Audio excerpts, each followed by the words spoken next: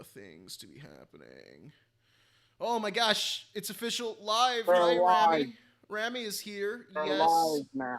Oh my gosh, what is up, you rat bastards and walrus fuckers alike? Welcome to the stream. That's just what I'm gonna do now. That's what I'm gonna keep saying rat bastards, followed by another animal with some lewd or horrible action to said animal. That's what y'all are. Remember when pegging was the worst thing we had on this channel? Pepperidge Farms remembers. Was it ever bad? I don't know. I don't know. Hello, everyone. Hello, Rami. Hello, Maddie C. I know you changed your username again. I didn't realize the last time we streamed, but it is you. Woohoo! Woohoo! We have viewers. So yeah, the gang's all here. Is basically what I'm trying to say. Indeed, that's how it's been a while. It's been a while. It's been a month since we put anything up. And you know what's really funny is in that month that I wasn't putting anything up, I gained subscribers. When I put stuff up last month, I lost a lot of subscribers. Gained them all back and then some by doing nothing. It's the capitalist system. Once you reach a certain event horizon, you just gain more and more while doing less and less. It's the Jeff Bezos method. So you've reached it, not even monetizing this. Yeah. So I think by doing this, we are tempting fate in losing subscribers again. But who cares? Fine. Fuck them. Fine. If they don't like us, why'd they subscribe in the first place? That's what I say. Oh, man. Dr. Kujo Jotaro is here, so that means the party can get started. Oh, that's wonderful. That's wonderful. Yeah, because that's convenient to talk about. Literally, that's the first topic we're going to be talking about. Because, guys, in this past month, what the fuck happened? The fucking Stone Ocean trailer happened. Holy shit. That was fucking awesome. John, you watched it, right? We talked about this. Oh yeah, I watched it. I think you showed it to me. I think that was the first thing you did after seeing it for yourself. I really did. Yeah, I immediately sent it to you after watching it. I was at work too, so it was like big no, but still. Like tempting fate, literally just to say, hey, they're doing it. It's fine. It's real. It's real. It's actually happening. It wasn't fake 2 months ago. It's real for real. They have a trailer now. So yeah, it is. Surprise, surprise, a Netflix exclusive. Interesting. I wasn't expecting that, to be perfectly honest. I mean, I know they have... Still not entirely sure if this was like some kind of agreement that Viz might have had with Netflix, or Toei might have had with Netflix, because I don't... Probably Viz. They are the owners of that shit in America, that's for sure. It is most likely Viz teaming up with Netflix. Although it shouldn't be that big of a surprise since I don't remember if all of JoJo's is on Netflix right now, but the Rohan Oh, it's OVAs, not. I can tell you right now, only part 1 and 2 is up on Netflix. Is that true? Okay. As of the last time I was that I checked, rather, because when I was doing my high reaction videos, I watched both those parts on Netflix. And then once I got to part 3, I had to flip to strictly legal YouTube uploads that were just chopped up to pieces in order to react, because there was nothing for part 3 onwards. So okay. So yeah, they might not have all of it right now. Everyone in chat is just talking about Jolene's ass. That's fine. I don't disapprove. I mean, I guess that's the reason they made the animation this part softer, is to make the cake more, less angular. I mean, to be fair, in Stone Ocean, there are a lot of shots of Jolene's ass. Araki wanted to put attention to it, so there you go. From what I've heard, this is also the most, lusted after JoJo since Jotaro. I mean, yes. Well, I mean, especially with a very... So with the JoJo's community, you have a very male-dominated group. There are a lot of women in the JoJo's community, and we're fans of all of them too. But it is a very male-dominated group, and it is also a group that is very much jokingly about the gayness. Because I mean, look at the rest of the cast. It's a pretty gay show. Not gonna lie, not in a bad way. We love that. So I kind of think that a lot of fans are trying to prove their heterosexuality, so to say, by latching onto Jolene. There's less androgynous women they could probably have proven their straightness with than Jolene. But yeah, no. My favorite thing so far has been everyone basically comparing or competing Jolene's theme with Giorno's theme. Her theme is pretty Everyone's just good. like, it's very yeah, her theme is really good. I don't know why. I feel like they've drafted at least half of their time just doing the themes now. Yeah. I mean, that's clearly where the money is at. Kujo Jotaro, we're no longer gay. We are now bisexuals. Yes, that is correct, sir. Yes. Yeah. I mean, part 6 is a lot of fun. I read it a few years ago. It's got a fantastic cast. Is the entire group is a lot of fun. So far, from the little we've heard of the voice cast, they're all fantastic. I'm especially into FF's voice. FF's animation is already looking fucking bonkers. The way that the plankton like comes out of her eye and like flights out, like that's so cool looking. She looked adorable too. Yes, she looked adorable. Yes, she is adorable. She's adorable until you remember that she's just a bunch of plankton inhabiting a human corpse. Look. But she's still cute. She's still adorable. She's still adorable, even knowing that. Kawaii desu. What do you think the localization names for Marilyn Manson and Bohemian Rhapsody will be? Ooh, Marilyn Manson especially is going to get localized. There's like almost no because of those legal proceedings. Yeah, that's a rough one. What was Marilyn Manson had a nickname? Hold on, let me just check. Isn't it like No, thinking of Ozzy Osbourne. Never mind. I was thinking Prince of Darkness. And then I remembered it's Ozzy Osbourne, not Marilyn Manson. Sorry. I'm so disappointed in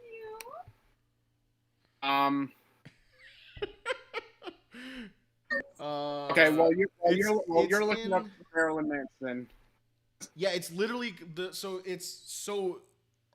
Marilyn Manson, the Stand's nickname, is also the name of the chapters that it's in. Marilyn Manson, the Debt Collector. They might just change it to Debt Collector. That would not surprise me. That would be Debt Collector Marilyn Manson. It'd be off by like one, but. I mean, with the way that anime dubbing works anyway, it's gonna be off no matter what. And they literally just can't. It feels like filler to you. That I mean, it is a bit fillery, but it's so good. I don't care that it's filler. It's so good. It's a great. What would Bohemian Rhapsody's localized name be?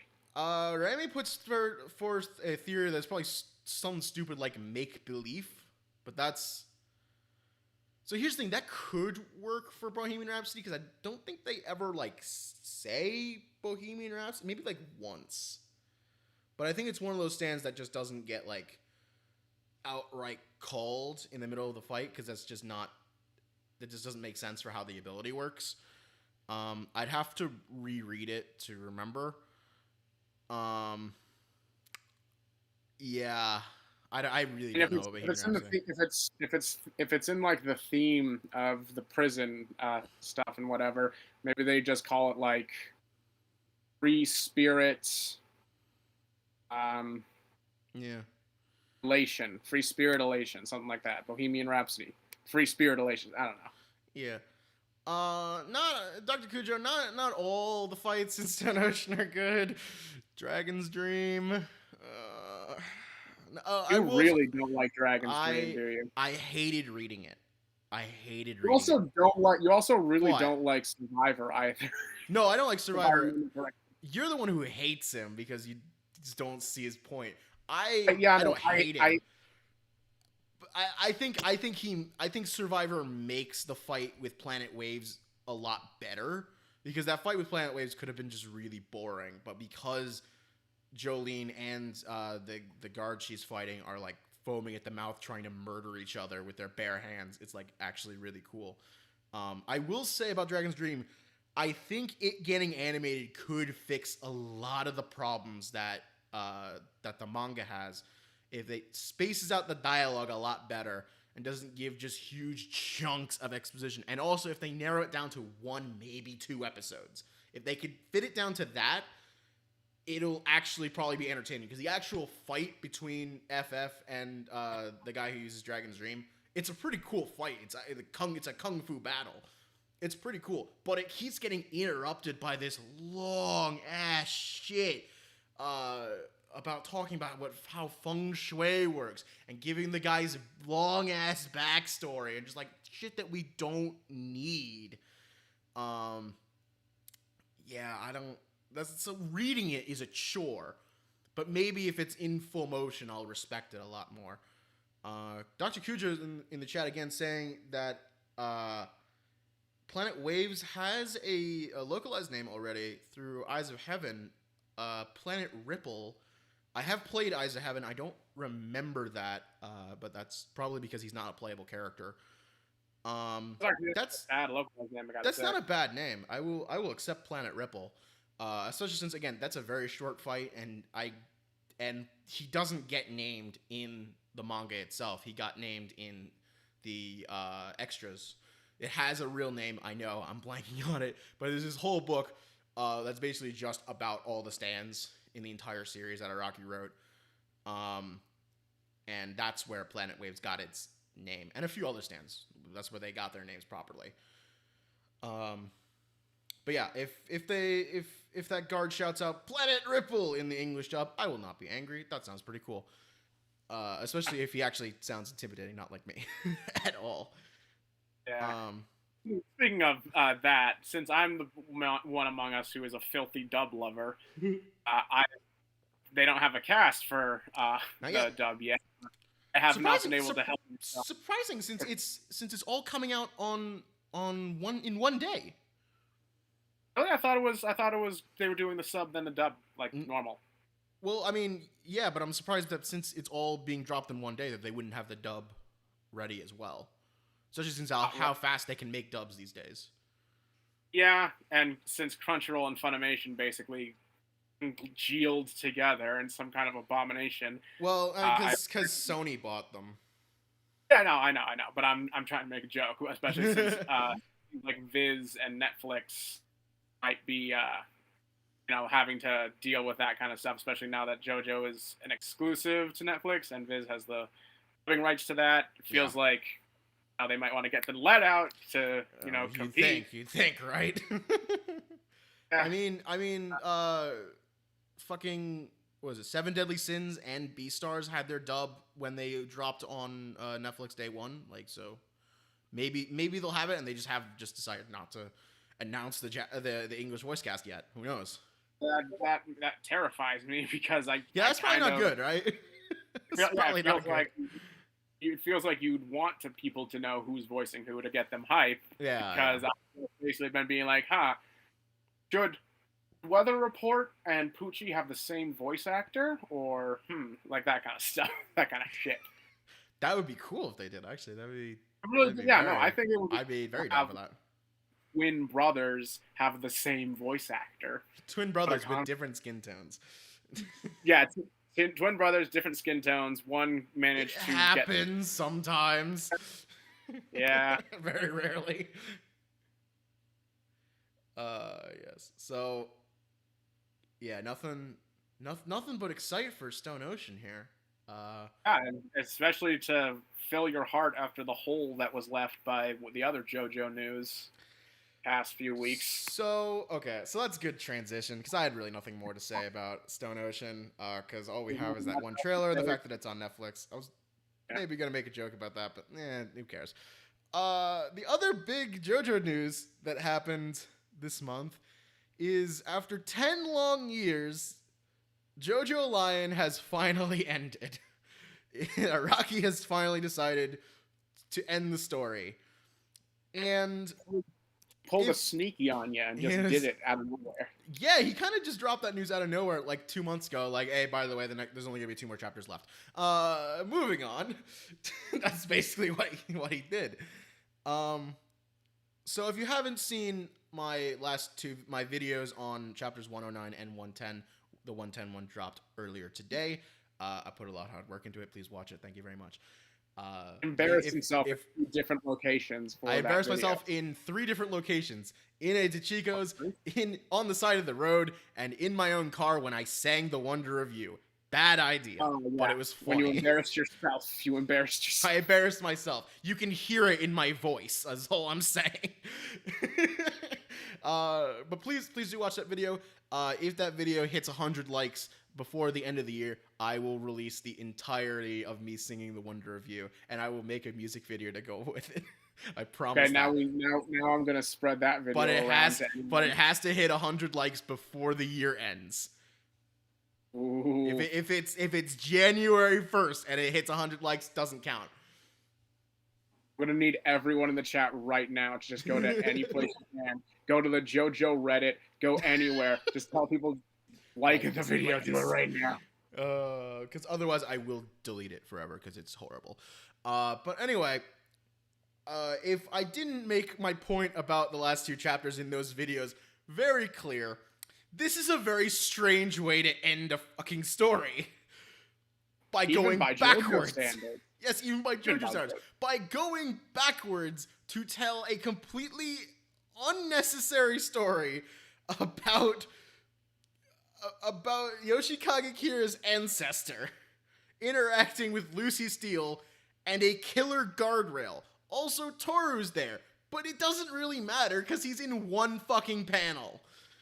So basically, if you didn't read it, and if you didn't understand what the hell was happening in my videos, Lucy Steele, one of the main characters from part 7, who was raped by the president, mind you. The Steel Ball Run, in fact. This small fact, we're still in the Steel Ball Run universe, in case you forgot. And yes, Dude, I can understand how you could forget. Easy to forget. So she, in some strange investigation of hers, decides to go to Japan, because she heard about some fruit that had been growing in the South Pacific that had been brought up to Japan. She wants to check it out.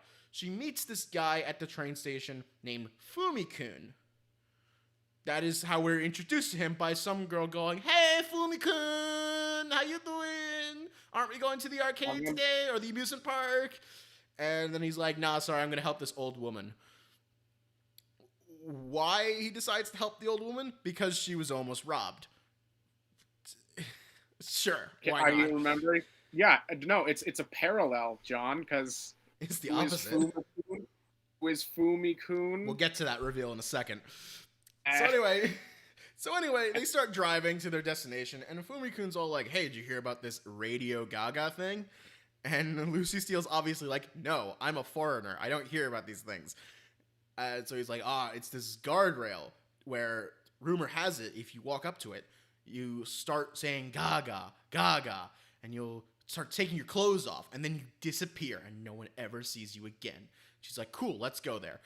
Because that's where we're going anyway, because it's just in the exact same spot as everything.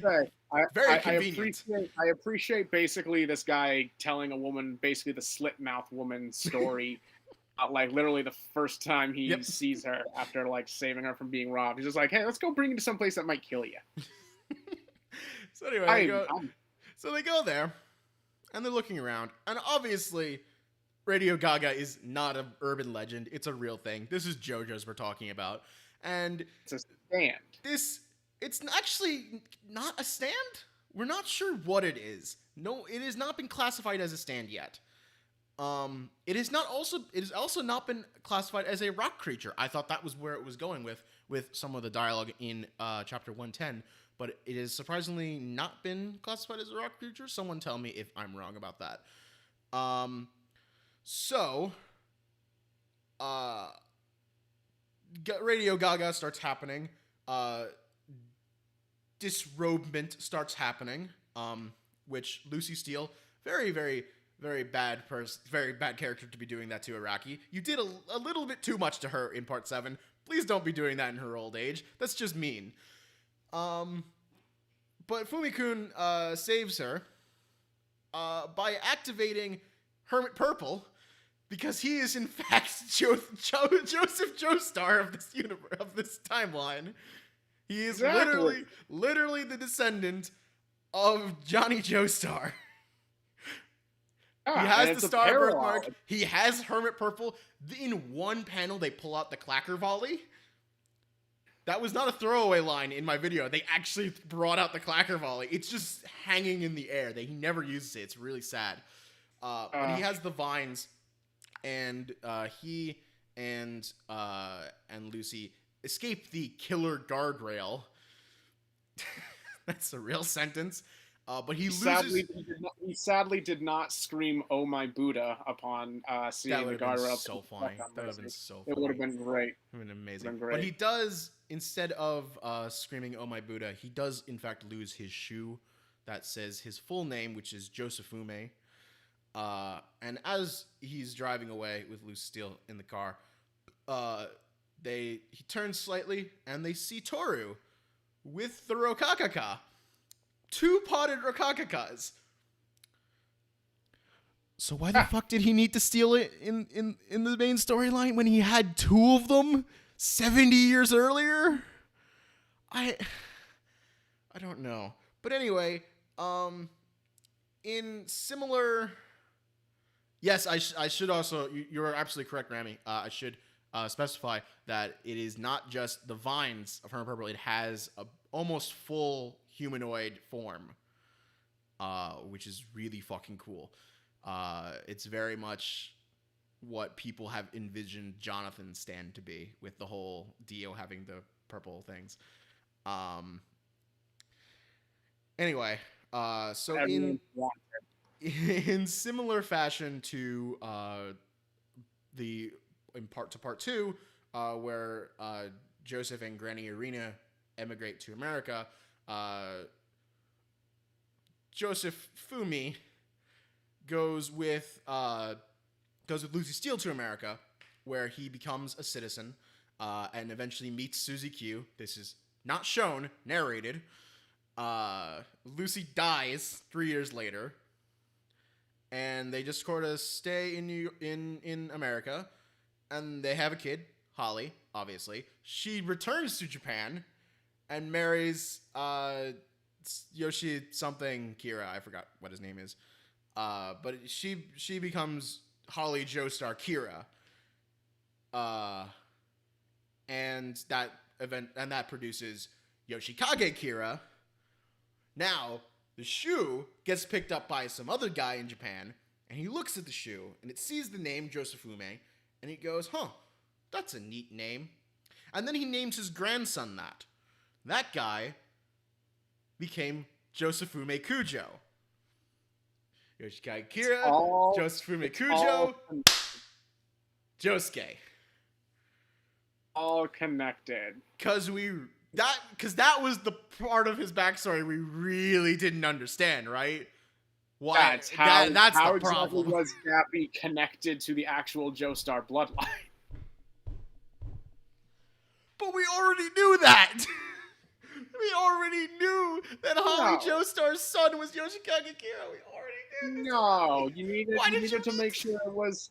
You needed to make sure it was like a double, like both parts of Gappy were in fact part of the Joestar bloodline, even tangentially. He got his name off a shoe.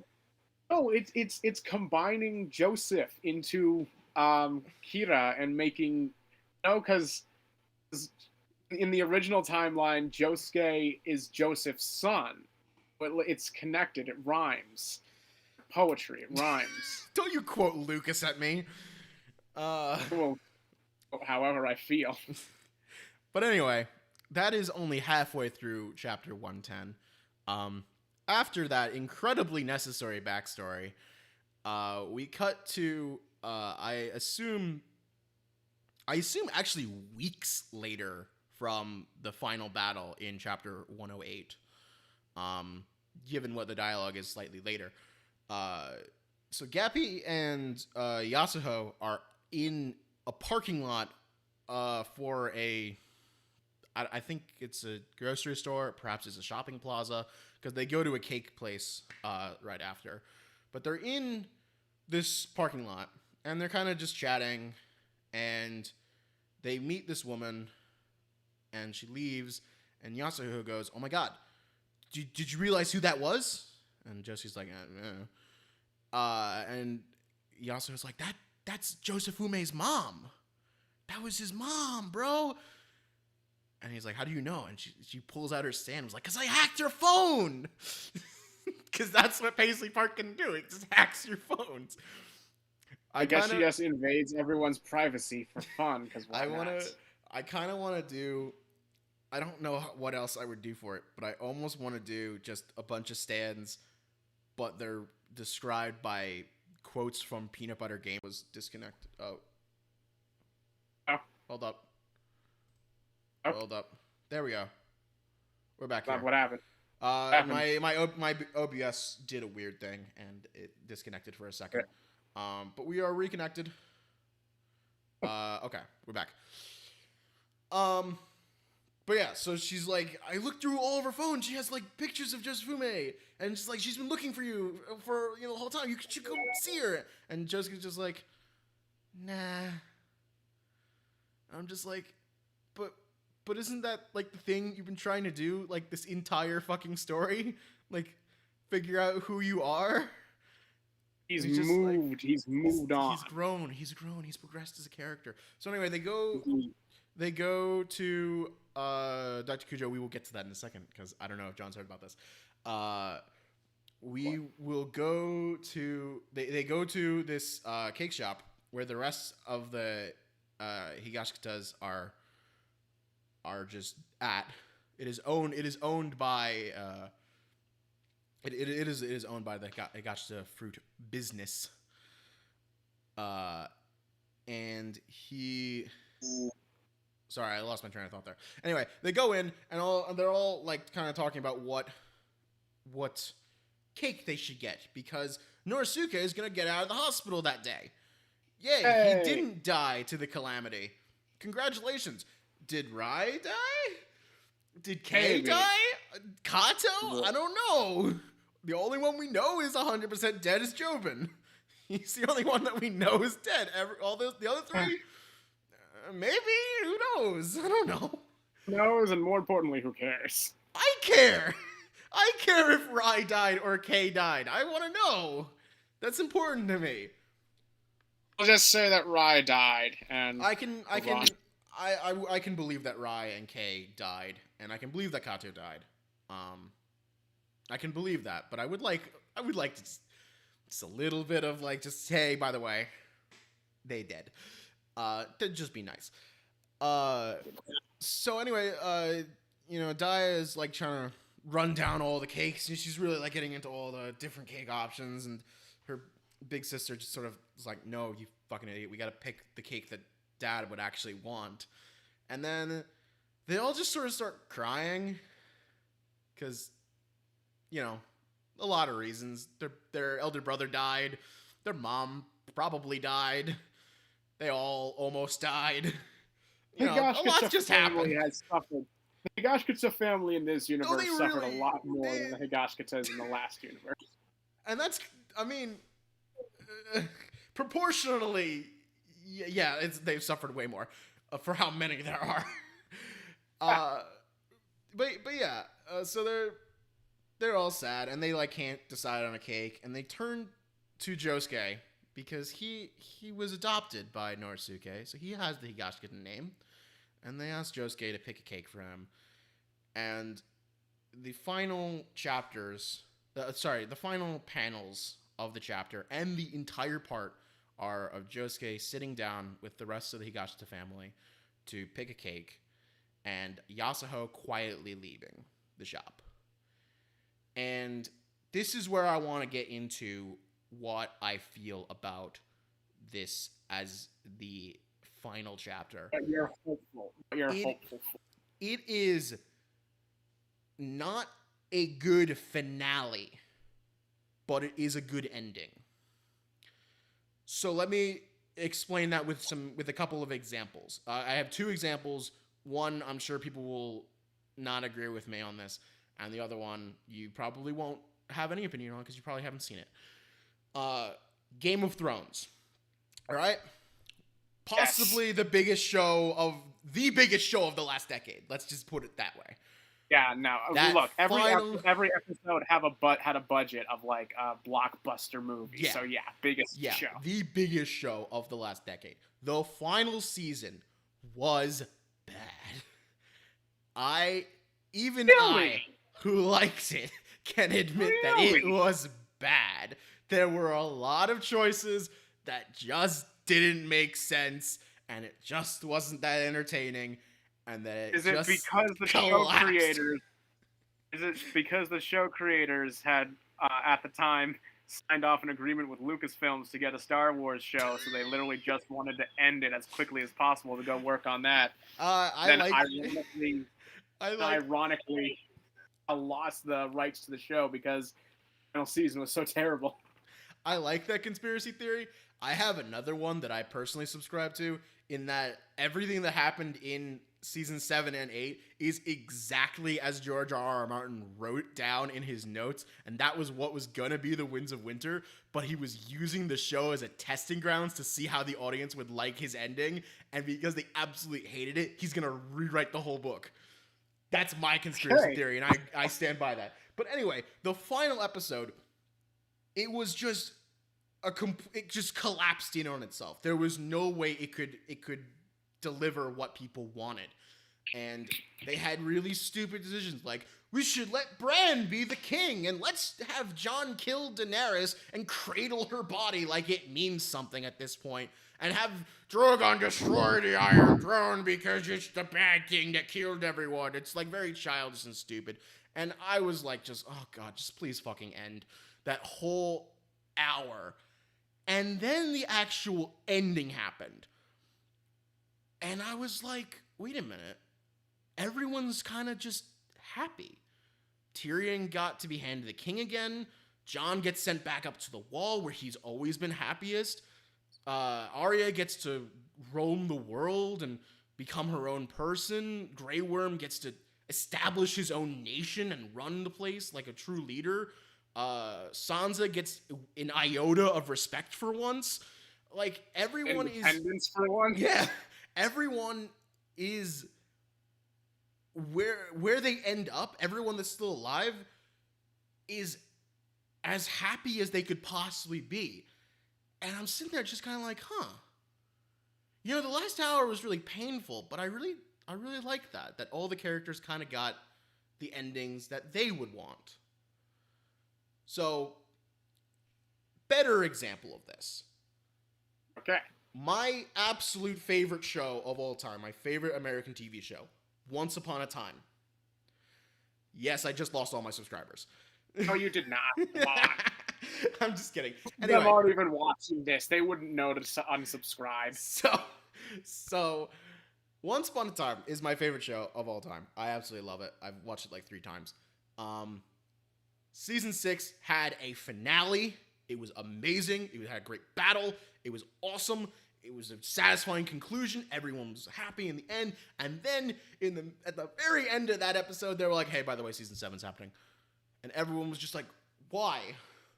Why ruin this? Why do this? Once Upon a Time season 7 is awful. It started out okay, and then the show got canceled mid-season while they were shooting it, and the creators decided, fuck it, fuck this, fuck ABC, we're gonna shove literally every single idea that we had for the rest of the show into the second half of the season. Now, John, and that's what they did. Giving me flashbacks to how Red versus Blue went. I hope you understand this. I'm sorry, I only watched like the first season of that show. Okay, I now completely understand what you're talking about because literally what you just described with Once Upon a Time happened with Red versus Blue. Yeah, don't do that, people. Don't bother with Red versus Blue after season 13. Red versus Blue ended with season 13. Everything after that was just a pipe dream that Warner Brothers kind of needed to milk. But anyway, back to Joe. So the first half of season 7 established a lot of interesting ideas. It had Wishverse Hook as a main character instead of regular Captain Hook. Rumpelstiltskin had a very interesting twist with his personality. They brought in Dr. Facilier. Love that. He was the best part of the show. Actually, no, I take it back. Hook's entire storyline in season 7 was actually made intact, and it was actually the best part of the show. One of the best storylines in the entire show, like, period. But then the second half happens, and they just cram storylines into like 2-3 episode blocks. And just every idea that they had. Here's Jack. Oh, by the way, it wasn't Jack. It's fucking Hansel of Hansel and Gretel, and he's killing witches. Why? Shut up. Fucking Mother Gothel is here, and she's gonna drain the world of magic. Why? Because she did it once already. She's gonna do it again. Why? Shut up. She also raped Hook. It's weird. What else was there? Okay. They do basically the entirety of Princess and the Frog for no reason. The fucking evil stepsisters are introduced and then are promptly forgotten about for the rest of the show. And then in the final episode, they introduce who they were going to make the big villain the entire time, which was Wishverse Henry battling himself in the future because time travel was introduced in late season 7 for no reason. Don't introduce time travel ever. Don't introduce time travel. Make it the premise of your show or don't do it. The only show that did it correctly was Flash, and that's because it made sense. No. Futurama also did it correctly. Oh, you're right. Sorry. And that's season. It's just this clusterfuck in this last episode of all these different storylines trying to end at once. It's not satisfying. They're just trying to like, hey, evil Henry, don't. That's kind of all I got at this point. I have no reason to like not go along with your plan. And then all the realms combine into one in Storybrooke, and everyone just sort of stands around going, "What the fuck do we do?" And finally, Regina decides to be the main character and is like, all right, nah, we're making a kingdom now. This is what it is. And then it cuts to the kingdom having been made. But in that shot of that kingdom being made, they go through literally every single character in the show's history.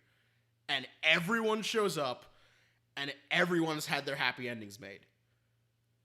And even though the last 8 weeks of television had been horrendous. Rushed writing, awkward storytelling, forced morals.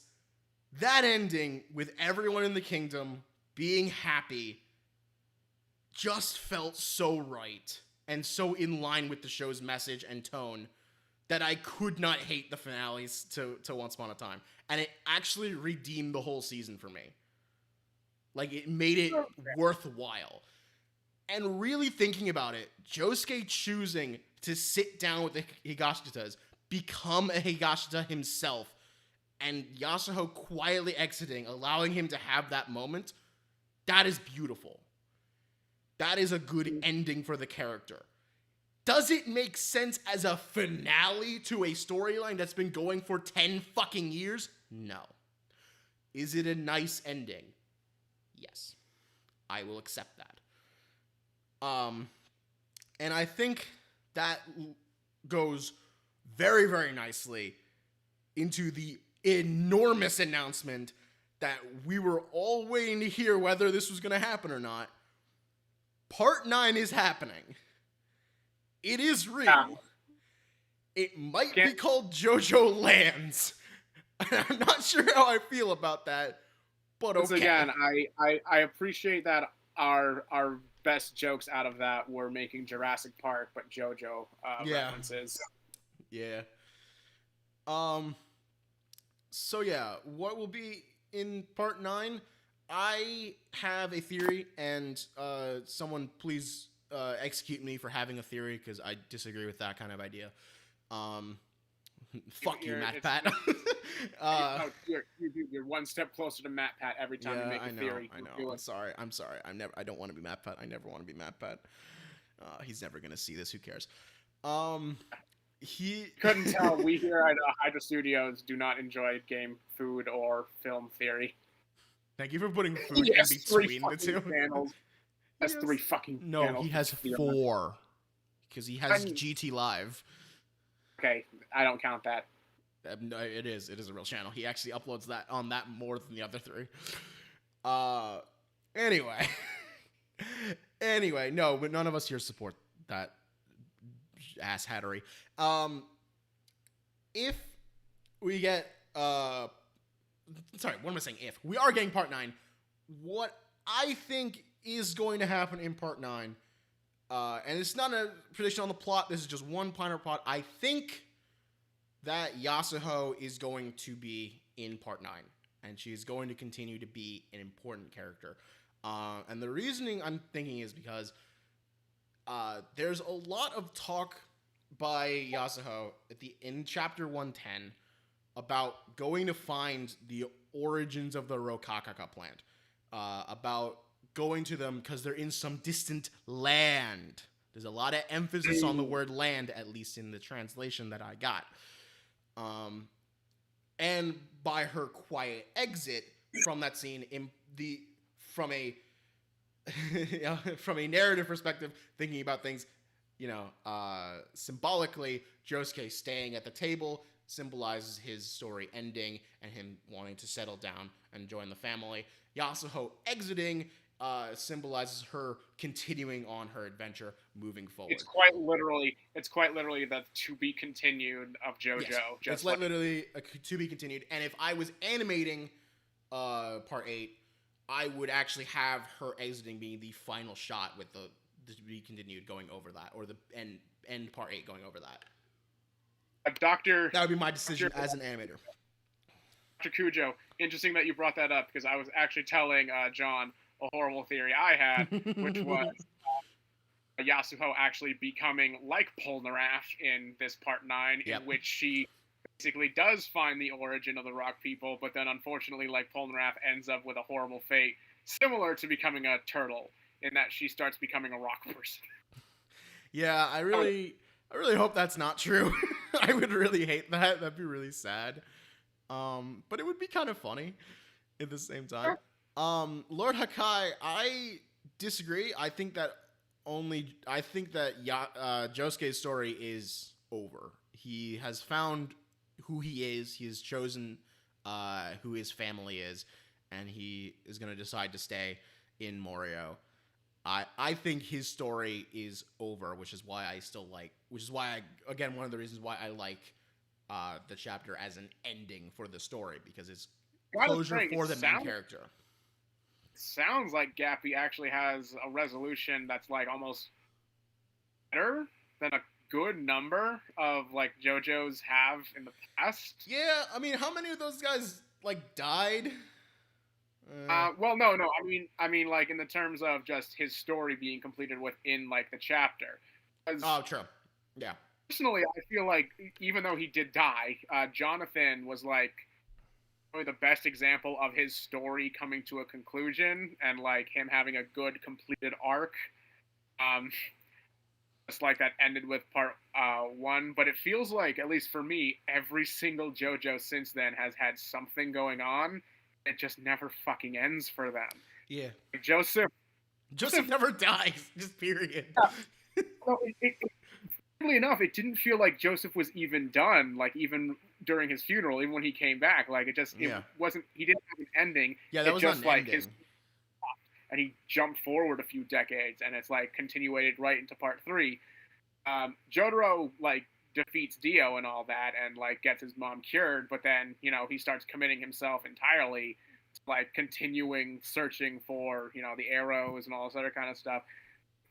For me personally, and this admittedly is my more limited knowledge of the anime than some people here, it feels like Jonathan, Giorno, and now Gappy are like the only JoJos I genuinely feel have an arc that was completed within their start, and then it like stayed, and their character arc and their character development was a complete hero's journey.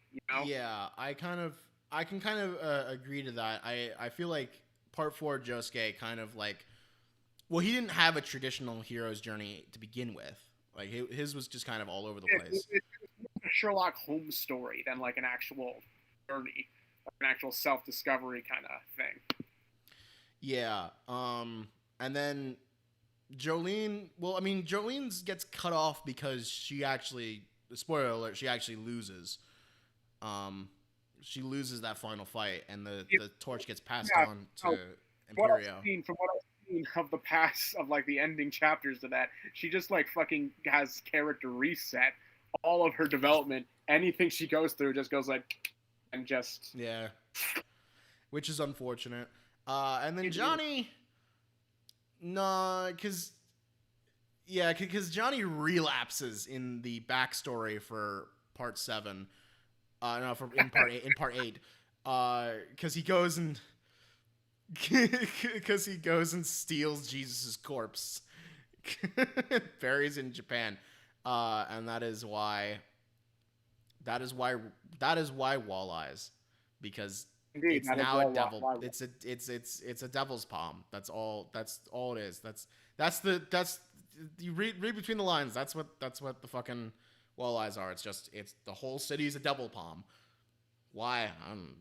Fucking, he buried Jesus there. It's what happened. But yeah, that I can agree with that. I have to say, who is it? Jester right over here. Bringing up Gappy. Yeah. Like maybe.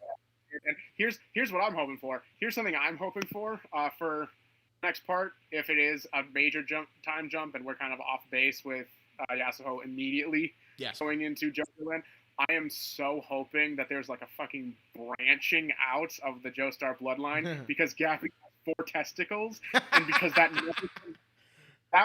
was basically like Kakyoin's ability to control people. It was like major in the beginning of him being introduced, and then it completely got dropped. It has 2 different men's genetic material, so I want him to like become a flippin' player like Joseph was, and just like impregnate a bunch of people, and it's 2 completely different Joestar bloodlines because it's 2 different sperm. It's the Garo mentality. You gotta pass it on. So sleep with everyone. Yeah. I love that. That would be hilarious. Leon, I need you to sleep with Claire. I've left you everything you need. All you need to do is fuck her. Oh my god. And to answer your other question, Jester, nah, he's probably not going to end up with Dia because he's, well, I mean, I guess they're step siblings now. But I'm going to go with my nice Western Puritan thinking that because they're stepsisters, they're not going to bone because they're family. But, about this is Japan. Yeah, I know. That's the problem. Yes, I would, in terms of having in terms of Yappy having a relationship, yes, him and Yasuo actually have a relationship. they're actually very close. I don't know if I would go as far to say it's a romantic relationship, but it's a very close friendship, and I appreciate that. And I like that they can go their separate ways very easily, but they probably stay in contact with each other because they have phones and shit. All right, Dr. Kujo, I will say it. There is an incoming spinoff that is going to be written by Araki and with art from the artist who did the art for Purple Haze Feedback. I don't know their name off the top of my head. I'm sorry. And it involves Part 4 Josuke and Whole Horse. That's a very interesting combination, must say.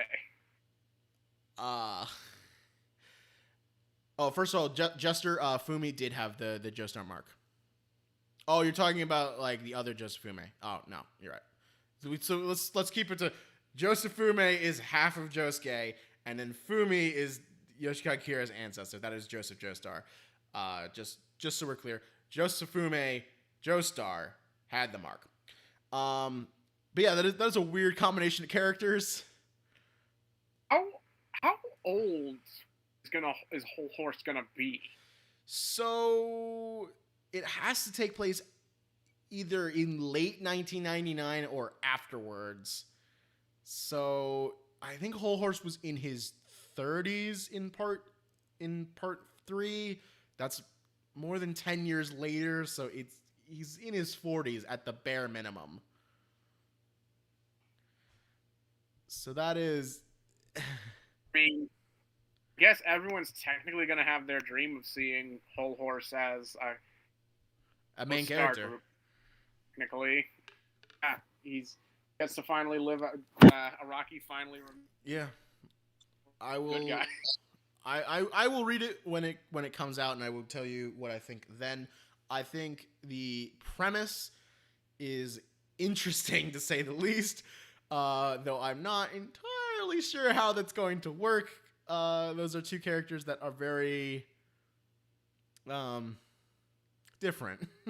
I can't imagine them working together. I don't think they'll work well together. I think it's gonna be like a screwball buddy comedy kind of thing, where they have to figure out how to work together. I'm looking forward to it more than fucking Whole Horse Oingo together. I can get behind it more. It's certainly a better team up than that. Yeah. I mean, my only question is, why are they teaming up? Obviously that'll be something that's going to be in the plot. That's probably going to be a big driver of the plot. But like, I can't think of a scenario that would make sense that would put these two together. Yeah, I can't think of one either. Yeah, can't. Because Whole Horse is by nature an assassin, right? That's his profession. Yeah. He's a mercenary. Well, not a mercenary. He's an assassin. He'd say he travels the world. Like he says, he has a lover on each. Yeah. And he has to hide out. Yeah, I think he's. I'm pretty sure the subtext is that he's a hired gun. Yeah, and he clearly didn't want to have to work for Vampire Boy anymore when he got fucking terrified of Ice drinking his damn blood and shit. Oh, I'm sorry. Big Daddy Fox corrected me. The guy who wrote Purple Haze Feedback is writing it. Araki is doing the art for it. My bad. I got that wrong. It's a buddy cop comedy where one has a gun and the other one has a big diamond guy that punches people. How will they ever get along? I know. Well, here's the thing. I kind of would have liked to see a buddy cop between Whole Horse and Mista, because they have the same stand. Yeah, but that'd be too similar. At that point, it's just like, it's just the same thing. They're just doing the same thing as each other. Although Whole Horse versus Mista, I would watch that. That sounds like an interesting fight. Where they're... That would be interesting. I don't know. I don't know how that would go. Sing Joestar? Or Joestar? No, sing Joestar for part 9. No, Whole Horse had that flesh bud. I don't think Whole Horse ever had a flesh bud. He was just... I thought he was threatened with one. Yeah, no, he worked for Dio originally for money, and then he was threatened. And then he just went along with it because he's a coward. That's like that's part of his thing. Flesh blood also would have been like disintegrated after Dio died. Yes, he would have died after, or he would have turned into the Nijimura dad. Yeah. But, that'd be really cool if they were teaming up, because Whole Horse has actually become like Nijimura's dad, and like Kosuke is trying to help the victims of Dio who are stuck like that because like help his friend, help people stuck like his friend's dad. That would be interesting, although then it really wouldn't be Whole Horse. It would be Whole Horse in name at that point, really. I mean, just have to see. But I kind of get it. Whole Horse and Mista would not get along. No, absolutely, they would not get along. Whole Horse would not. Yeah. Mista would not tolerate Whole Horse's bullshit. Like he just wouldn't.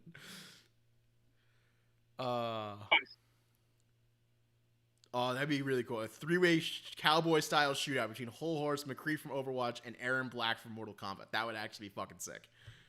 That would be. Yes. So, yeah. So that's... Is that all the JoJo's news from this past month? I'm pretty sure. I mean, as far as I personally know... Yeah, that is... I believe that is everything that got announced. And that's a lot. Like, holy shit. We are... There's just a lot happening with this franchise right now. But I know. Like months and months of nothing. Oh yeah. And just this whole past year was like almost nothing, and then just it explodes. And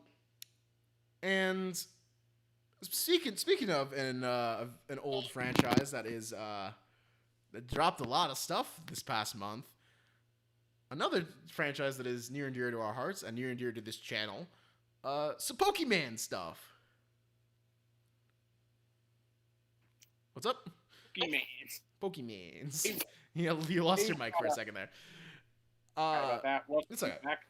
So, first and foremost, I don't think we never acknowledged it in our streams or any other podcast. This year marks the 25th anniversary of Pokemon. So that's pretty cool. Probably one of the longest game series ever. Yeah, and it is the highest grossing media franchise of all time. Yeah, I wouldn't be surprised. Yeah, it is raked in the most money, and most of that is merch, because that's just where money is. But there was a lot of game news. So we'll start with the thing that I have gotten addicted to. Pokemon Unite is freaking awesome. It's so stupid and broken. Why is this an addiction I have not heard of since today? Okay, so Pokemon Unite is, it's a Pokemon MOBA. So I mean, would have had to have happened eventually, I suppose. I know, yeah. Nintendo and Game Freak are very late to jumping on trends like this, which is why it took them until now. Especially for internet integrated. Rami mildly dislikes Pokemon Unite. Really? Because it's so much fun. It's baby's first MOBA. It's so easy. It is... So basically, it is your basic MOBA setup. It's top down. You got to fire off abilities. But there's no mana. Everything is free. You just got to wait for cooldowns. There's no shop. You set up your item setup before the game starts. And you can buy and level up items in between games, which is where the broken pay-to-win shit is.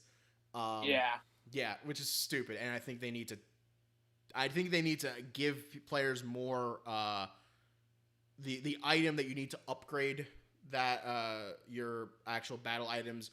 They need to give more freebies for that, because otherwise it's just people who put money into the game that can just max out all their items. I still don't have maxed out items, and I've been playing almost every single day since launch. And that's how MOBAs work. That's like, this is the EA model. But MOBAs usually work is that you pay to get the overpowered characters, not the overpowered items. The items are usually free for everyone. But good item work is important, but it does not always make or break the game. Because the game itself is not about getting kills, it's about scoring points. So each team has... baby's first MOBA, you wouldn't have to kill, because Pokemon isn't actually a Nuzlocke, no, so it's not. You can't kill anything. There's a top and a bottom lane, and then a jungle area. each lane has 2 goals that can be broken with a certain amount of points. They're like towers. If you stand under your own goal, it heals you. Behind your goal is a speed boost for you and a speed debuff for your opponents. And the same is true on the other side. And then your home goal does not get broken. You can put as many points into that. Your enemies can put as many points into that as possible. The point is to push your enemy all the way back and score on their goal over and over again and just dunk on their asses and just rack up points. You do that by beating up wild Pokemon and collecting points, killing enemies and taking the points that they haven't scored because they drop a few. And you just run train. That's it. That's the whole game. Matches run exactly 10 minutes. So it's just score as many goals as you can in 10 minutes. When does this gonna overtake League of Legends as the baby of and shit? Probably never, but it's better than League of Legends. Let's just be honest. So, a lot of people say that. So a lot of people are dropping their mains in the chat. Free MVC2. Yes, hashtag free MVC2. I agree. I am a Wigglytuff main right now. I will drop a Wigglytuff in and I will just slaughter people and score a shitload. Tough is too much fun. Right now the meta is if you have 2 supports you win. That's just what it is. I mean, balancing, that's really not Nintendo's thing. No, if you've ever it's seen not. Smash. They're gonna be adding more characters. We've already gotten Gardevoir and Blissey, both of which have been a lot of fun. Blissey especially is awesome. We are going to be getting Mamoswine and Sylveon soon. I assume it's gonna be a monthly thing, so I assume Mamoswine will be in September, Sylveon in October, and I will say, John, in September there is going to be a mobile version, and next month I am going to be working on getting a capture card so I can play some Switch games on stream. If you want to do it. I won't make you do it, but I will ask if you want to. I'll give it as long as it's free to play. The game is free. The game is free to play. Although I cannot promise how the mobile version will be because I don't. And I cannot promise how well my performance is going to be because with new games, how I did in Yu-Gi-Oh. Yes. Maybe I'll take an ace out the back and win it for you. Maybe I'll beat Gardevoir. Who knows? Big Daddy Delphox has said something that I was actually going to say. He says that Blastoise drops September 1st. I wasn't sure when Blastoise was dropping. I know that Blastoise's model is in the game, but it wasn't available to play at launch. I don't know what the deal with that is, but they're saying that Blastoise is the next character to come out, which is good, because I know that's your favorite. Yeah, that is my favorite. Damn it, I'm going to have to play it now, aren't I? You will probably have to pay for him, but by the time he comes out, you'll probably be able to afford him with the free currency. And then you'll probably never buy another character again. I know. I'm a one-hit wonderland boy. That's cool. Yeah, I've been playing a lot with Wigglytuff. I've played a lot of Blissey. I've been playing a lot of time with Cramorant. He's a lot of fun. Zeraora was absolutely broken at launch. I'm glad they fixed that because that was just not fair. You would just sort of bounce from kill to kill and just team wipe everyone in 30 seconds. It was definitely not fair. They definitely fixed that a little bit. He does not hurt as much now. And more people are picking other things now, so it's nice and balanced. Not really. I think the game is a lot of fun. I enjoy playing it. I put a little bit of money into it to get to put onto the battle pass because I really fucking want that Cinderace skin because he's a captain. He's a cute little captain boy. I love him. I will get that eventually. But you do not have to put money into the game to be good at it. You will unlock pretty much everything you need for free. But leveling up those items will take a while. But other than that, it is a fun game. It's an entertaining game. And matches go by pretty quick because it's only 10 minutes. It's locked at 10-minute length. So there's no going into like a half-hour stalemate because no team can advance enough. It's just 10 minutes. Yeah. That's the game. It's over. I like that. So there was a big old Pokemon live stream a couple weeks ago. 1 week ago, actually. And those those Gen 4 trees, remakes. Man. Those Gen 4 trees. Right? Oh boy, they are certainly remaking Diamond and Pearl for the Switch. I think it could have fit on a 3DS, but sure, whatever.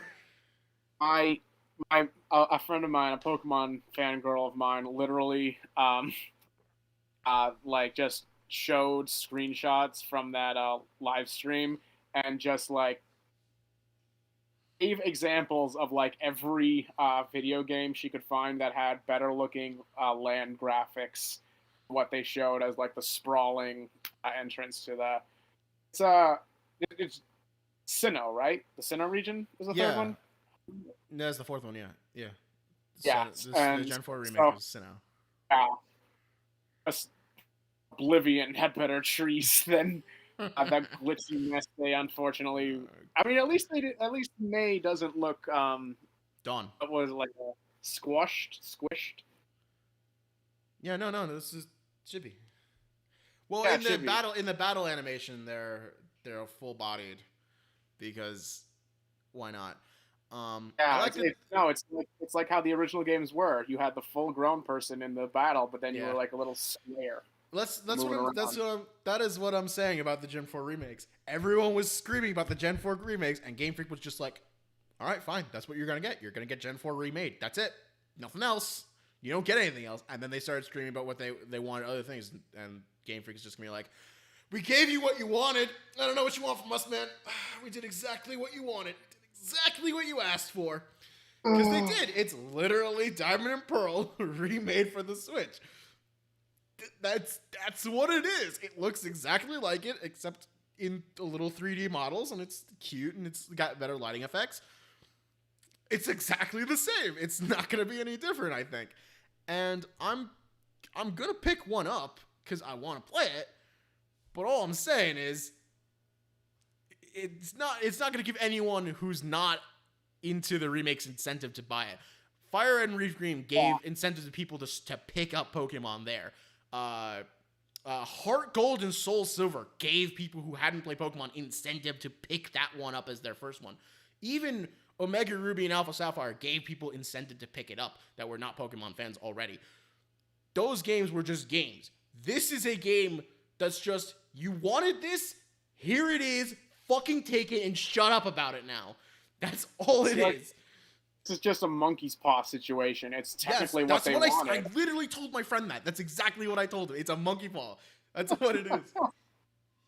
But yeah, I mean, it's on a TV system now instead of on like a handheld. So I can play it on my lovely monitor here. It's got barely has any bytes to like function, but I mean, it's what you wanted. There were only 3 things that I wanted from this remake that would be different from the original DS's. The first one was Megas. I wanted Megas to come back. I'm not gonna say that's not out of the realm of possibility that it could happen. They haven't revealed it, and the game only comes out in like 3 months, but it could happen. And I'm not gonna say that it's not happening until if the game is about to launch and they haven't announced that it's happening. I would like Megas, but it probably won't happen. 2, post-game stuff. They have not announced any post-game stuff. I'm still hopeful that there will be a post-game story. The Delta episode in Auras, that made the game worth it alone. That alone made the game worth $40. Like, actually. And they really didn't... I don't remember them advertising about the Delta episode. I remember Zinnia, who's the main character for the Delta episode, being in trailers, but they never really like advertised the Delta episode like post game stuff. So I still think post game stuff is a possibility. The third thing is I absolutely want to change to the fucking honey tree system. I hated that as a kid. I hate it as an adult. Please, Game Freak, don't fucking keep it. It was terrible. Yeah, make it a reasonable amount of time to catch a fucking Pokemon, and make it a reasonable chance to actually get something decent. Like, come on. It was just shit. Better yet, look, here's how I think the honey system could work. Either A, make it Pokemon who are not normally in, like, Gen 4, who aren't normally in Diamond and Pearl, just as, like, a fun little surprise or a fun little Easter egg. Otherwise, take it out. Yeah, really just take it out. I think take it out. I agree. I just want an ability. I just want to be able to get a fucking Combee at a reasonable rate. Like, I'm not even talking about Munchlax here. I'm not even talking about Munchlax. Like, yeah, Munchlax should be hard to get, but a Combee, come on. Combee sucks ass, except unless you get the female one, which is hard to get, and that's fine. It's one of those weird Pokemon where only one gender evolves. The amount of effort to get it is stupid, and it's annoying. And, like, just make it just a little bit more accessible. That's all I want. But they did not say anything about the honey tree system. The underground is exactly the same, except they added some weird caves that have Pokemon that you can't normally find, or a rare Pokemon. And I have no fucking clue if that means anything. I really don't care. I'm probably not going to visit the underground that much because I didn't like it that much as a kid either. I only went down there to get the fossil Pokemon, and that was it. So yeah. Gen 4 remakes. They're remakes of Gen 4. You want to know what isn't a remake, though, and is actually a full-functioning, like, sequel game? Prequel, because it's Pokemon Legends Arceus. I was actually going with Pokemon Snap, but okay. Oh, that came out already, though. All right, fine. We'll talk about the game Arceus. Yeah. We'll talk about Breath of the Pokemon. We'll do that. Yeah, Breath of the Pokemon. Finally, it is literally the adventure Pokemon. So, I am genuinely really, really excited about Legends. It looks nice. Like, it's not the greatest graphics in the world. Shut up. Not every game is going to be Red Dead Redemption 2. It looks pretty. Pokemon. It looks like a cartoon. It doesn't need good graphics. I like how the lighting works. I like how the Pokemon are animated to move. I like it. I like that it's inverted from normal Pokemon, where you have to hide in the tall grass away from the Pokemon, because Pokemon are going to fucking kill you in this game. I love that. I'm so excited to get murdered by a Bidoof. We don't get enough Pokemon murder, but we hear so much about it in the Pokedex, and it never happens. Never happens. I'm sorry. We are talking about Pokemon, and we are kind of ignoring the chat, and they are all simping over JoLion and her voice actress. So thirsty for JoLion. It's amazing. Look, that's fine, guys. You guys are having a good time. We're having a good time. If you want to talk about how you thirsty you are for JoLion and for good for you. I'm not that. I'm just not that horny. So, like, I don't know. But yeah. So I think it's very interesting. I think it's going to be a nice change of pace. The battles are similar to how they've been. There's slight changes. There's different modes of attack now. Your player is actually vulnerable to attack now, which I think is really good. Which I think is something that should have been implemented earlier, but, like, that's beside the point. So it is taking place in the Sinnoh region, but it's before they named it Sinnoh. It's being called Hisui.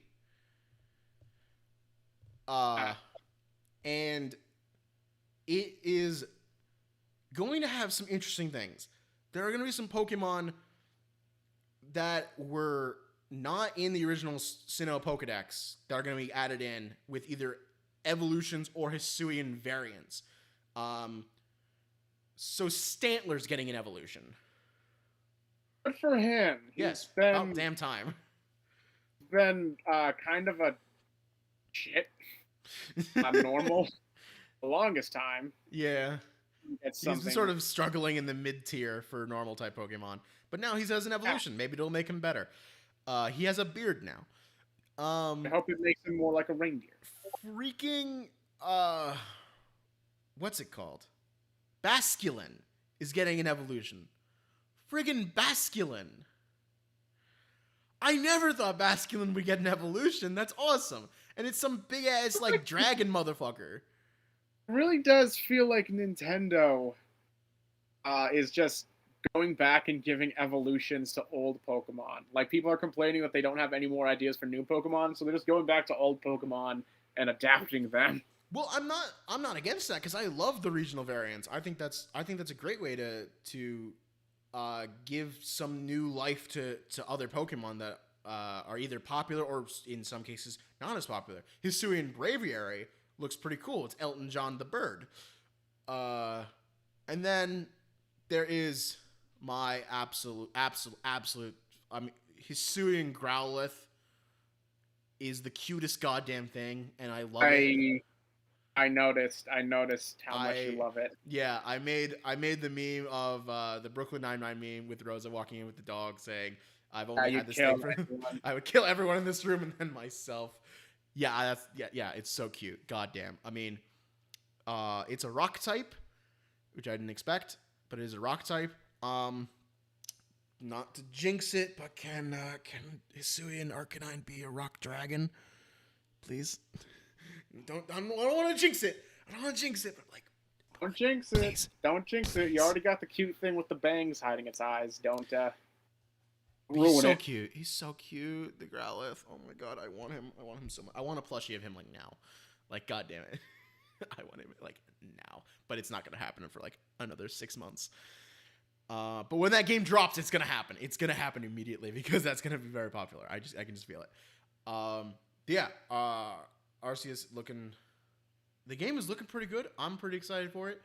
We gotta wait till January, which that's fine. That's not too far away. That's not too enough. Yeah. It doesn't get delayed. Oh yeah. So Jester's absolutely correct. So the only Pokemon that has gotten a regional variant in both of the last two games, the last two generations, has been Meowth. So, by the pattern, there should be a Hisuian Meowth coming out pretty soon. Meowth is just adaptable. What can I say? It is. I mean, he's memorable. He's memorable because he's a kitty and he's Team Rocket's. Yeah, and they made him sassy, and then they made him made of steel with a beard. They made him a literal puffball. Yeah. Galarian Meowth is pretty freaking awesome. It's that freaking iron beard. Yeah. So, yeah, that's all the Pokemon news. We went by that pretty relatively quickly while the chat was talking about all other things. And we promise we'll be coming back around to Spider-Man soon. But we did have something else we wanted to just. Oh, hold on, John. We lost your mic. Shit. Yep, hear me there now? You are. Now I can hear you. Wonderful. No, we will be talking about many a Marvel thing. Don't worry in this stream. Don't worry about it. I know most people leave when we start talking about Marvel, but we'll get to it anyway. Eventually. Yes, if the Hisuian forms could be in the DP remakes, that would be fucking sick. I don't know if they will be, but I, for one, would love that. If only. But in other video game news, something. We've been having fun here. Let's turn the fun down. Let's turn down the fun. Sadness. Let's turn the fun into sadness. So you told me about this. What the fuck is happening here? I will no longer trust myself to make to turn the tables and do a Hydra John guesses anything again after I did one for World of Warcraft. Not only did not many people seemingly have interest in World of Warcraft among our fan base, like a few days after we uploaded that, we get the bombshell about the lawsuit that Blizzard faces in California. And then just a few weeks after that, a company-wide walkout happened, and on one, can't remember what day, on the day they officially announced their apology, Blizzard gave their official apology, their stock dropped 1/10 of its total worth. Yep. And now there's talks. I don't know the validity of these or like the validity of all of these, but there's talks that Activision Blizzard Entertainment is going to go away by like. There are plans to liquidate most of the remaining company, and anyone whose name is not Mud are basically going to be rebranding into a new company and just kind of bringing an end to salvaging what they can, but bringing an end to, the company as a whole, which is sad. It's sad that it had to have happened, but at the same time, you're bringing sex toys in your official business luggage. Yeah. You kind of deserve it. You kind of deserve to lose what you did. Yeah. And when grown-ass men are making the Cosby Club, like, in response to fucking the allegations of Bill Cosby, specifically because they thought it'd be funny that they're doing the same shit, is like, And there's also, you don't pay your workers. Don't pay them, but you pay the people who signed on to your company like fucking 20 years ago massive bonuses for doing nothing. Mm-hmm. The entire culture kind of unfortunate. So again, these are leaks. These are supposed leaks of what is going to be happening. But the only games that are going to be salvaged in their entirety as best as possible are Diablo and WoW, because those things are money. Not Overwatch 2? Oh no, they're abandoning Overwatch 2 apparently. Wow. They're not going to be updating Overwatch the original anymore, and Overwatch 2 is kind of just going to be shelved as unfortunately. Well, that sucks. I think that's kind of what I don't know if there's been much news about Overwatch 2, especially since BlizzCon. I'm pretty sure it's been canceled over COVID and this. So we're not going to get much news ever again. But yeah. So it also kind of depends on how much the settlement for the lawsuit goes through. Yeah. Because we've just been bleeding money these past couple of weeks. Yeah. So it's sad. It's unfortunate. But it's also been, I guess, kind of a hard lesson on you can enjoy something, but when people making it fuck up, it's not worth entertainment. When you gotta let them go. You gotta just tell them. I know, yeah. I don't have nearly as much attachment to Blizzard as I know a lot of other people do. I played Overwatch when it first came out, and I played a little bit of Hearthstone. But I've fallen completely off both of those. I haven't touched either of them in over a year. That's the unfortunate thing. Blizzard tried and focused way too hard on the competitive scene. Mm-hmm. Like they tried to salvage everyone's complaints about Nintendo and like basically pandered to the competitive scene and then just ruined it. And so they got nothing now. Yeah. And it's unfortunate when these things happen. It is unfortunate. But, I don't know. Me personally, again, I haven't played WoW in a very long time. I keep up with the lore, but, I don't play the game. I haven't given Blizzard money in years, even before all this kind of stuff was happening, so there is still somewhat detachment for me. But, it was still a major part of my life one point in time, and it's sad to see the unfortunate reality that ever since that merger and even beyond then, before then, things were just so shit. Yeah, that's the sad news that came up. That's the sad thing. I'll be honest. The sad news isn't that a company is going away. The sad news is that they were just so shitty to their employees, and I just feel bad for the people who had to work under that. We're just trying to make a living, and it's just terrible that these things still happen. Like, in general, like I don't know. We're not a very political channel here, so we're not gonna go into details and that kind of thing. But it's like just Not a political channel, but let's be real. treat people Sexual right. harassment shouldn't be a political issue. No, it shouldn't be. It shouldn't be. Not paying your don't. workers should Just not be a political be issue. Like, fucking you know. good people is what I'm trying to say. Just be good people. Don't, no, here's the thing. Don't even be good people. Just don't be shits. Like, I don't feel I want my companies or like the people who hold the keys to entertainment or whatever to be, you know, like saints. I don't need them to be fucking Mr. Rogers or like a Walt Disney. I just need them to not be scum. Yeah. I'll be fine. If you want to have like hot takes on Twitter, if you want to be like an unpopular opinion steamboat, okay, fine. Just pay people like for the work that they do for your company. Yeah. Go on like trips or like have a day-to-day business where people can focus on their job, not have to be worried about getting, you know, smacked on the ass or like groped. Yeah. Again, that's good. That's all I need. Treat them like wage slaves all you want, as long as you're paying them and not harassing them. I'm fine. Yeah. Oh, well. So yeah. This was just a depressing sidebar. We had to kill the mood somehow. That was just... We had to kill the mood, but I mean, hey, now we can talk about something that's not exciting for us, but also not bad. Isn't it? I mean, what were you thinking was next? I'm pretty sure we're on the same line. We're talking about the MCU now?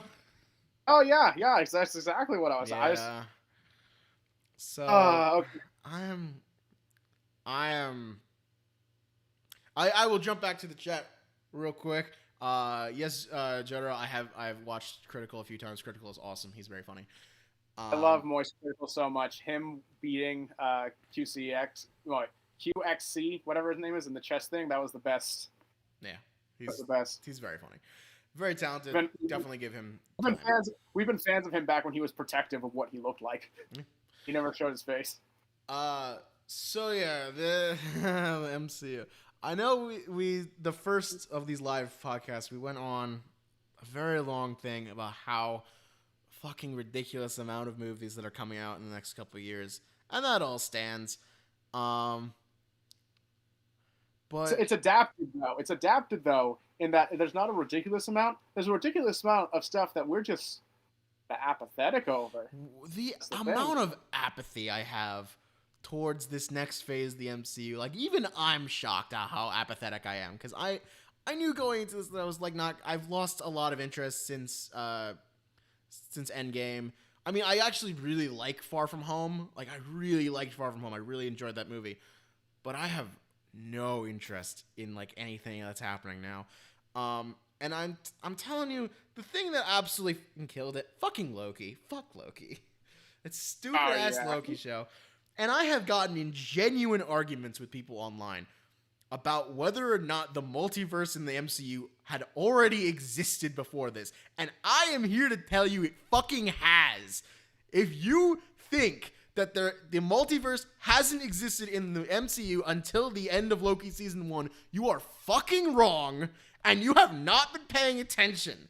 Doctor Strange has mentioned the multiverse at least 3 times before the fucking No Way Home trailer. Before that. I'm pretty sure the multiverse was like an important thing in Endgame. Oh, wait, yeah, no. Kind of. In Infinity War, kind of like he saw 14 million different timelines? I'm sorry, were you not paying attention to one of the most famous lines in the fucking movie? Oh my god. Look, I know MCU fans are bad at paying attention to things, but come on, people. I'm kidding. They're very good at they're very attentive to tiny details that don't fucking matter. No, they're attentive to that one guy from the Incredible Hulk being Peter's teacher. Yes. Later. Yeah, they're attentive to that kind of stuff. But no, there are people who will argue. I've been having to listen to another friend of mine who just goes blue in the face, getting upset at people who like try and specify, well, no, this is Avengers Loki. It's a different Loki. That's why all of his character things are totally not out of character. It's just a different Loki than the one we're used to. No, it's right, John? Right? It's bad is what it is. They tried to and you know what's even crazier? Since we last talked about Loki, the creators have admitted that they weren't writing for that Loki. Disney made them shove him in as the main character. And that makes way too much sense. Like, yeah, they were trying to work on their OC, and Disney said, nah, you gotta use our character. And they're like, well, fuck, we'll just shove his ass in, and that'll work, right? Because no one wanted to do it. That's what happens when you have scripts like this, that people are passionate about one thing, and then the company comes in and says, no, it has to be this. And then no one fucking cares anymore, and it comes out like shit. And people eat it up. I mean, an editorial mandate ruining comics, that's like a tradition. That is a tradition. Yeah. It's tragic tradition, and I hate it, but like it's a tradition at this point. It's, how many major character deaths, how many major events in comics were literally just an editorial mandate? How many major resurrections, too? Yeah. How many characters were supposed to stay dead, and then editorial was like, nah, bring them back. It's fucking stupid. Maxwell Lord in that. Oh, God, yes. And his heel turn, and his other heel turn, and then his face to heel turn, and then his heel to face turn.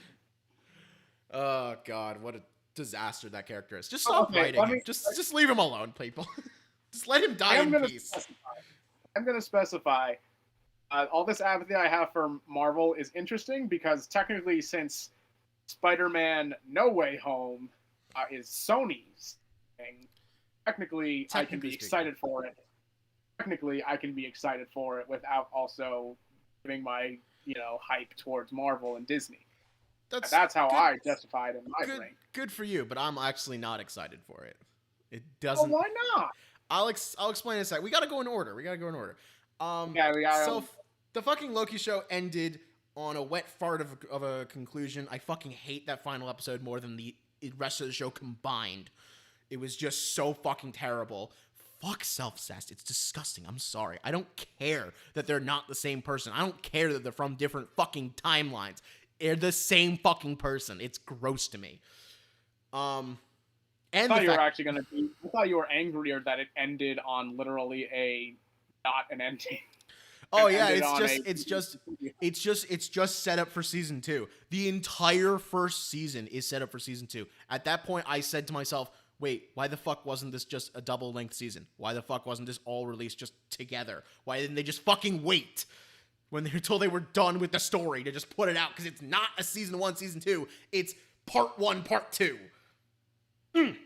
Anyway, right after that ended, the Black Widow movie dropped, and I'm going to be honest, people, I tried so hard not to hate that movie.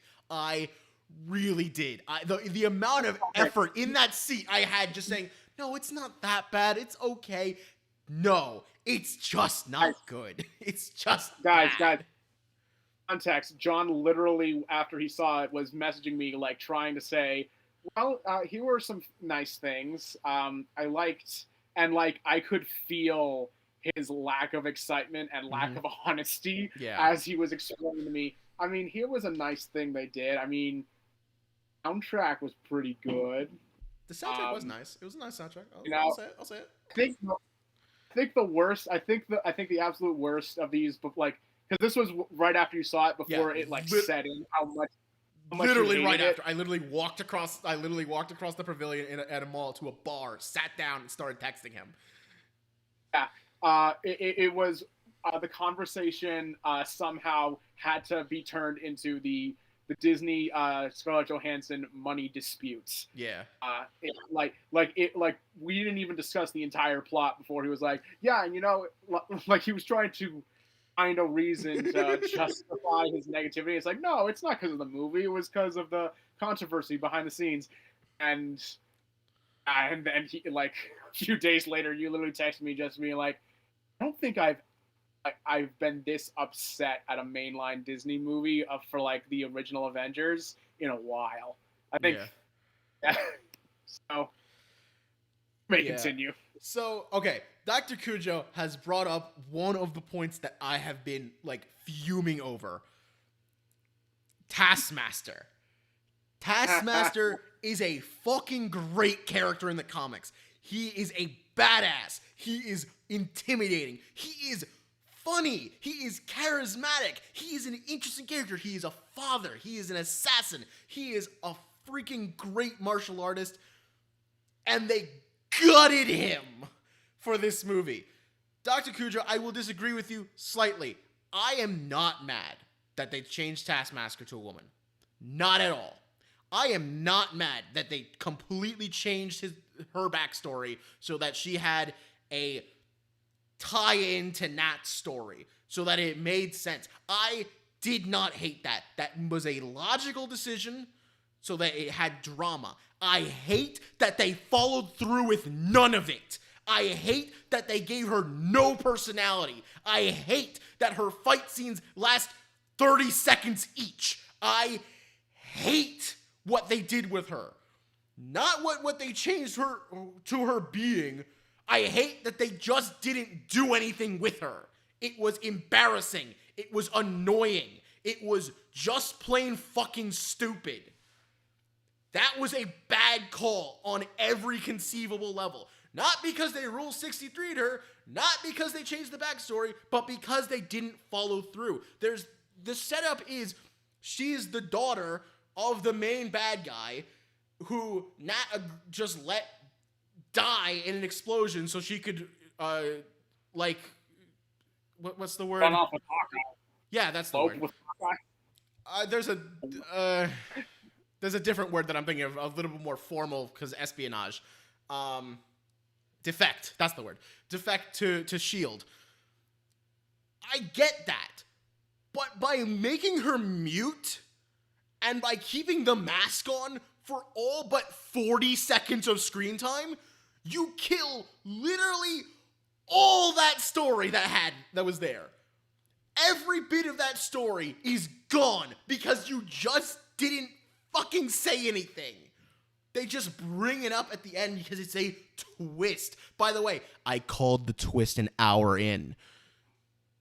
It was so fucking obvious. The main villain is a joke. The fight scenes are awkward. They just... Nat does not prove herself to be much of a hero. She's just kind of like, I'm gonna blow you up now. I did it. Cool. Whatever. Her replacement is okay. She's kind of annoying, in my opinion. I didn't really take to her as much as everyone else. I know a lot of people really took to, what's her name? Yolanda or something? Oh, no, I was talking about the actress's name, but yeah, Yolanda, I think. It's like P-U-G-H is her last name. I never know how to pronounce it. I think it's French. I have no fucking clue. No, you're asking the wrong guy. Yeah, I loved her in Little Women. I thought she was great in Little Women. I just was like, I'm just completely apathetic. And then the fucking end credit scene happened, and evil fucking Elaine from goddamn Captain Rigatoni and the Juice Squad. I don't know. I'm running out of weird things to say about that show. You're running out of... I've completely forgotten that you keep thinking of different ways to say... I have never said the title correctly since we first started talking about it. No, but the problem is, since we keep talking about it every now and again, you keep throwing in, like, fucking Sam and Max and, like, Kat and Sam. I'm like, what? What show are we talking about again? But yeah, evil Elaine shows up. Which, I mean, great. She's in the movies properly. Who the fuck is she? I don't know. I think I know who she is in the comics, but, like, who is she in the movies? Not a clue. Not a clue who she's supposed to be. Come on. Yeah, it's another 5 years. Who gives a fuck? I have to say. It's also a tie into the Hawkeye show that's eventually going to happen. Maybe. Who cares? Who knows? Who cares? I have to say, I'm getting kind of... the one thing from Black Widow that's getting on my nerves is how Marvel's just, like, given up on making, like, super soldiers important or, like, unique at all. Yeah. I feel like half of the phases they've gone through at this point in time, like, having a super soldier was supposed to be, like, a scary thing. Like, it was, like, they were like, retconning it that's why we had to rely on nukes, was because we didn't have the Captain America soldier anymore. Yeah. But like, no, apparently we've had just fucking legions of super Yeah, apparently soldiers. they're just everywhere. They're just popping out of all the corners. Soviet Union literally had a school for making super soldiers. Yeah. And now we're at a point where like there are like Black Widow program was literally a version of the super soldier program that has spewed out literally women across the world. Oh yeah, literally thousands of agents. Literally thousands of agents, and it's like, okay, so like, why if they can inject this many people, why do wars still? If here's the thing, thousands of people over the course of decades, like, kind of suggesting that war should look vastly different in the Marvel universe. Absolutely. Because the amount of like the Avengers, most of those guys don't kind of have superpowers because of the decisions you've made to like make it more real. And so the justification was always they had some form of super soldier serum. Well, now everyone's got it. So like the Avengers aren't that special. Yeah, they aren't the last resort. They're literally becoming these are just a bunch of regular guys who have brand name recognition. Yeah. I'm really thinking about it. I was honestly thinking about this today because I knew we were going to talk about the MCU, and I knew we hadn't, in between streams, we haven't talked about Black Widow. And I was thinking, am I going to be as harsh on Widow as I was like right after I saw it? But just now, I just felt it, and I'm like, yeah, no, it's going on the worst of the year list. Like, absolutely. For those of you who don't know, I make a top 10 best and worst films of the year list every year. I've been doing it for the last 5 years. I'm working on it right now. I have an Excel spreadsheet with all the movies from 2021 that I've seen, and Black Widow is definitely going on the worst list. It's definitely, I'm keeping it on there. I'm keeping it on there somewhere. There are films that I saw this year that I think I hated more, but like, it's bad. But yeah, so in slightly more positive news, Shang-Chi. That's coming out in literally a week. I'm not going to see it day one. Absolutely not. But I will see it probably before I have never felt, since maybe Iron Man, I have never felt like a Marvel movie has been an underdog story. Yeah, this is an underdog story. For sure. An underdog story of the highest caliber. Like, I don't think I've ever, like, even Saw having to be made on a shoestring budget in like one room. Yeah, does not make me feel like it's as on par with as bad as Shang-Chi has. It's got basically, for one, Shang-Chi isn't a well-known character to the general audience. Winnie the Pooh has banned it from entering the 100 Acre Wood. That's true. So that's like a massive chunk. And now we're banned in China. Yeah, I mean, again. It's like every other episode we get banned in China. Who cares? That's true. If I could pause you for just 1 second to reach the chat, guys, it's the Suicide Squad, not Suicide Squad 2. It's the Suicide Squad. We don't respect the Air movie. It's the Suicide Squad, and I actually am planning on talking about it after this. And I have not gotten a chance to see Free Guy yet. Have you gotten a chance to do that? I know I have not. I literally the other day saw the Suicide Squad. Yeah. So we'll get to that later. But anyway, back to as we were saying about Shang-Chi. An interesting criticism I have since heard recently. A lot of people feel betrays a lot of the themes and a lot of this pull of martial arts movies. Mm-hmm. As like quotes from like Jackie Chan and like Bruce Lee about the nature of martial arts movies, how all the stunts are genuine, the visceralness of the fights because it's literally people punching each other. Yeah. Like stars literally taking every hit and giving back kind of stuff. When you've CGI'd that and going by what we've seen in some of the teasers that have been released, most of the punches are like from 50 feet away because like a laser is like coming out like with the punches. Like it's not even Mortal Kombat level up. Oh, this punch has fire on it and I'm gonna burn you with it. It's literally just more CGI fights.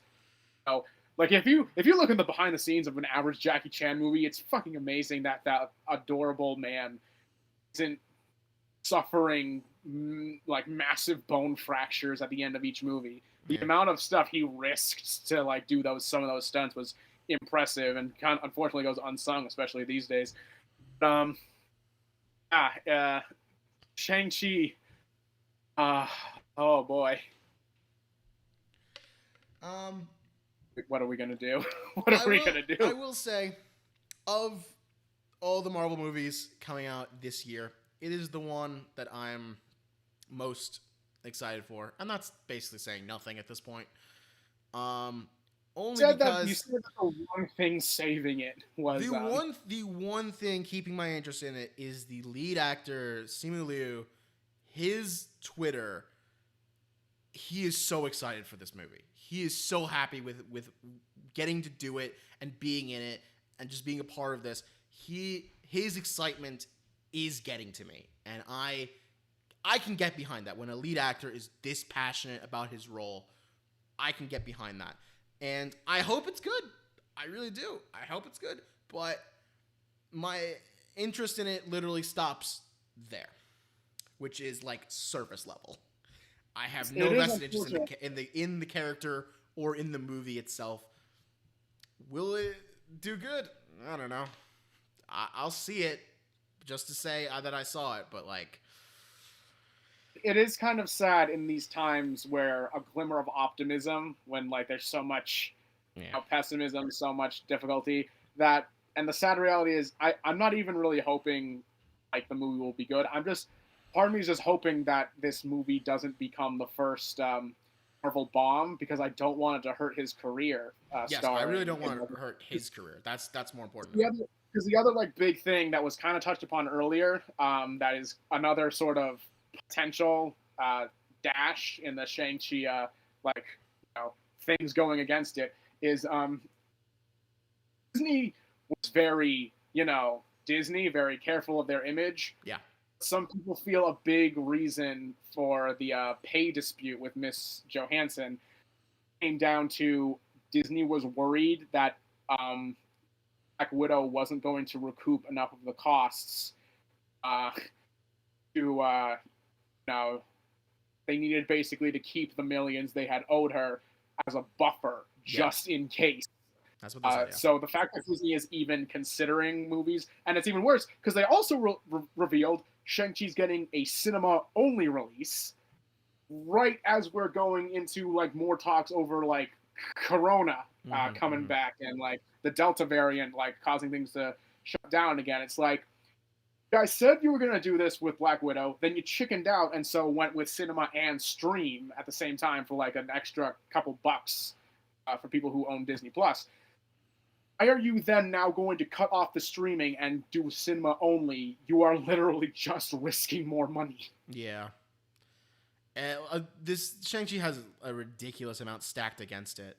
Like, it's like actually kind of nuts that a Marvel movie is going to face this much difficulty making money. Although I think, and I think I said this the last time we were talking about this, I think the next movie that they're going to release has a similar uphill battle. But it's even more so is that it might be testing the audience's patience. Because we both saw that Final Eternals trailer, and boy, is it boring. When we talked about that last Eternals trailer, I literally remember you saying, like, your last glimmer of attempting to understand that movie is, this is probably for the Eternals fans. Like, this is probably that's as best as I got. I don't know anymore. And I literally was like, yo, you think this is for the fans? Let me explain something about fanboys, my friend. Like, Peter Jackson literally like stipulated what characters like were like holding, like where on the shoulder or where on the hand a character would like touch one another in case like it was written in the book, because he was certain fanboys would get upset if that was different. Meanwhile, the Eternals, like half the cast are not the characters. Like there's no helmet guy. There's no laser helmet guy. There's like all these minute changes in personality and in costume. It's just like, we got like someone who's supposed to be big burly being played by Albus Dumbledore's lost brother. And it's like, this is not for the fans. I don't know what they're doing here. Yeah, I have no fucking clue what they're doing. I mean, I don't know what this is being directed by an actually really great director who recently won the Academy Award for Best Director, and that film went on to win Best Picture. And I saw that movie, and it's fucking amazing. Chloe Zhao can direct a fucking great movie. What the fuck is happening with this thing? It's just, why is she doing this? Is what I want to know.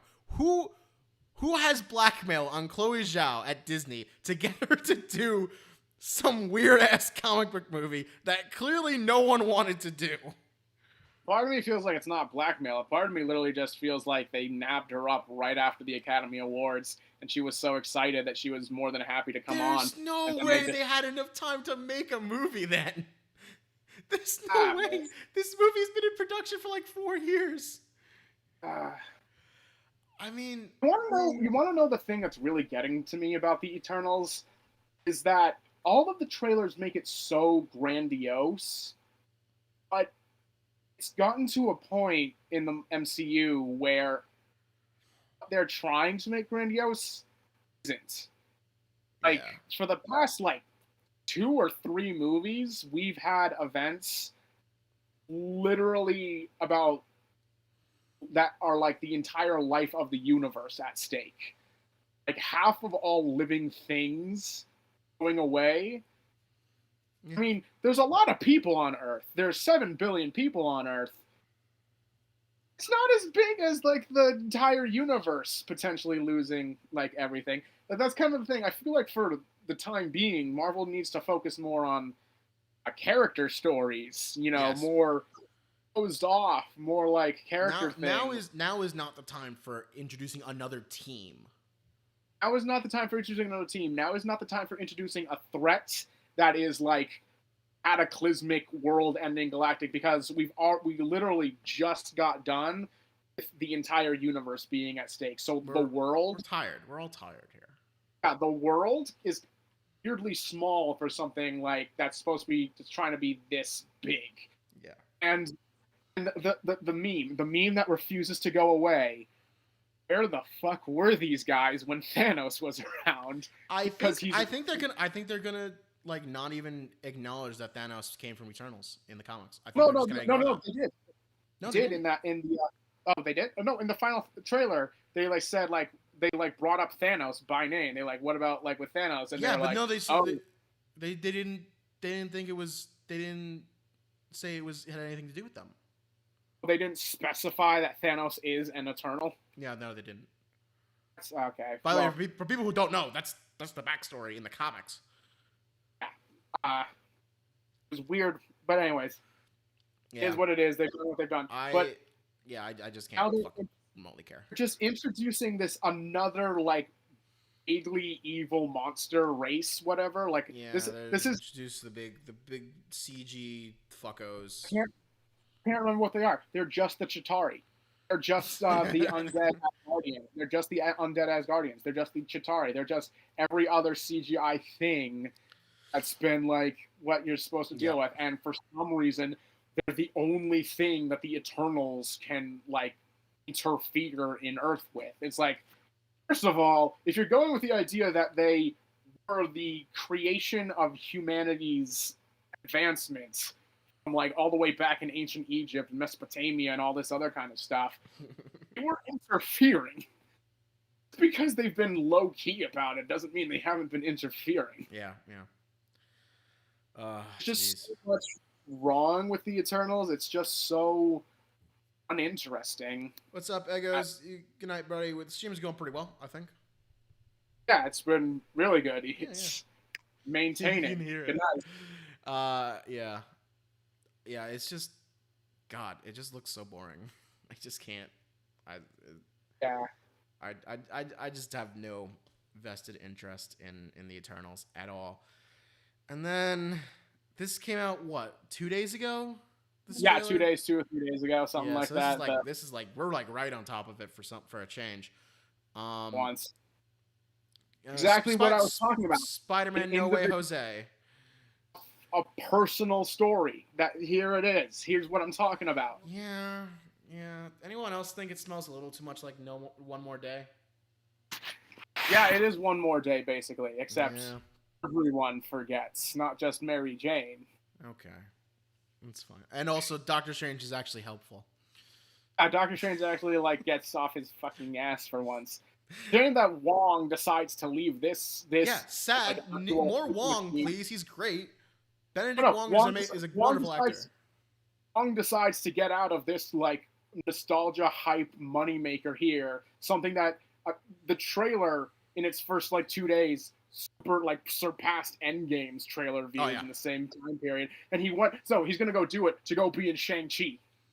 That's the worst part. That's the saddest part. That's actually tragic. I didn't even realize that. Where do you think he's going? Because it comes out after it. I thought he was coming into one of the other movies that are coming out. I thought he was being like the fucking Ant-Man movie or whatever the fuck. Nope, you know for a fact that he is going to go and help train Shang-Chi in the mystical kung fu. God, fuck me. Why are you wasting Benedict Wong, you poor fucker? Yeah, hopefully he'll be in more movies after Shang-Chi, but regardless... Just in general. I mean, look. He's funny. He's a great character actor. He is a good character actor. We're glad to see him. We wish we could see him more. Yes. As for the trailer, the last 30 seconds of that thing, I'm pretty sure it melts the internet. The memes have been self-sustaining. Hey, Peter. Oh, Peter. It's like you want to know the weirdest thing? What? It feels like this movie is gonna be the first Marvel movie where we've had a team of bad guys against a single character, because it feels like they're having just the Sinister Six as the main bad guys. Yeah, it looks that way. I'm gonna think about this. I think got Electro. No, that was another team. Never mind. Got Electro. Green Goblin. Ock. Yeah. That's flat out confirmed. That's half of them. That's literally half of the boys. Remember that one? That is literally half the boys. If they bring back Michael Keaton, it'll be another one. They're gonna bring it back. Everyone is begging for Tobey Maguire. Everyone is really begging for Tobey Maguire. People are asking for Andrew Garfield as well. There are a few. I mean, people are hoping that Jamie Foxx.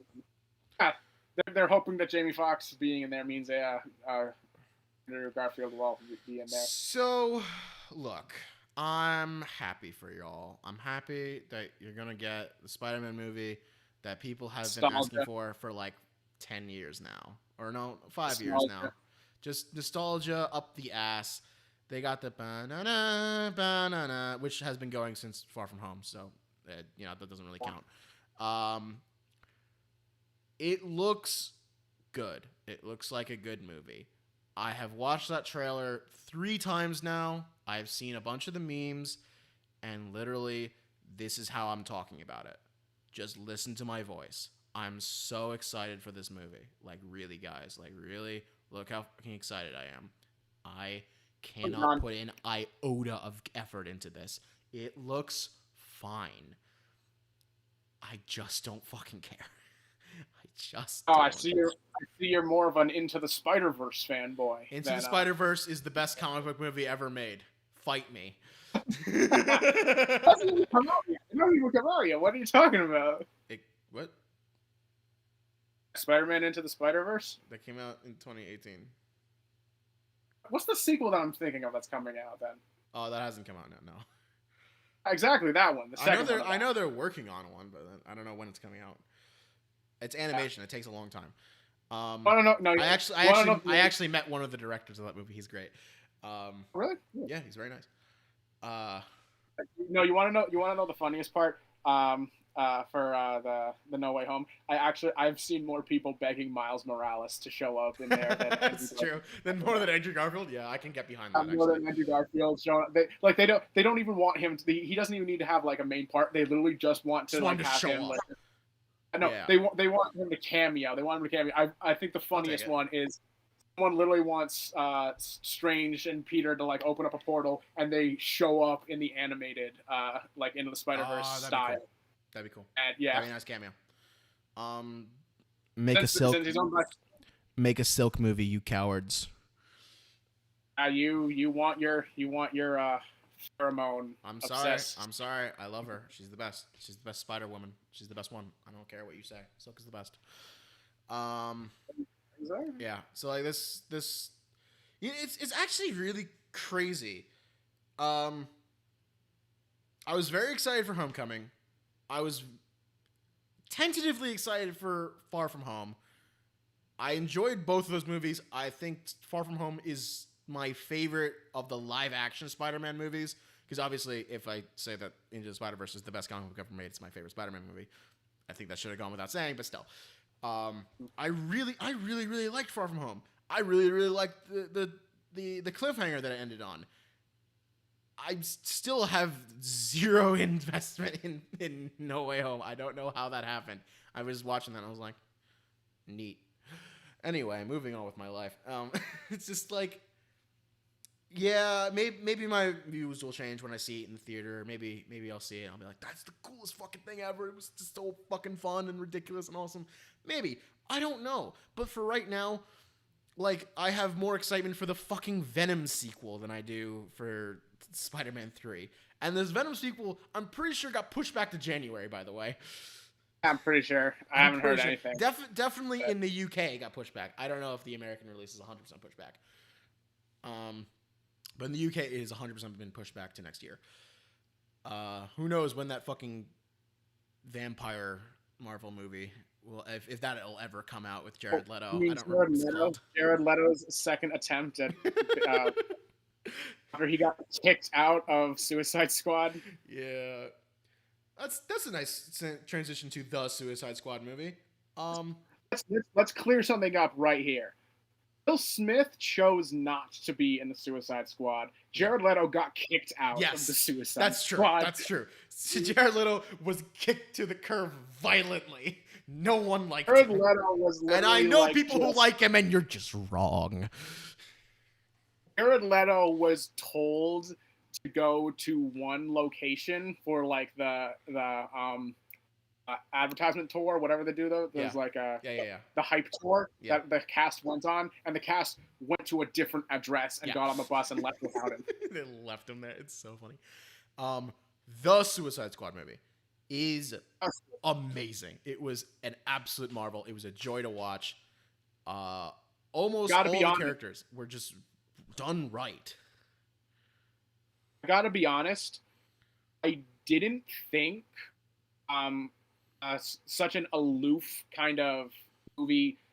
I don't know if you call it a franchise yet, but like, you know, the way the movies that Suicide Squad and the Suicide Squad have been together, like so aloof and like kind of that kind of comedy would make me feel so attached and like actually make me feel emotions for various characters. Yeah, right. Kind of like a spoiler. Like naturally, we're gonna like be mentioning. Oh yeah, there's gonna be a lot of spoilers here. So, Rick Flag, I didn't give a shit about him in the first movie, and my chest hurt a little bit when he fucking got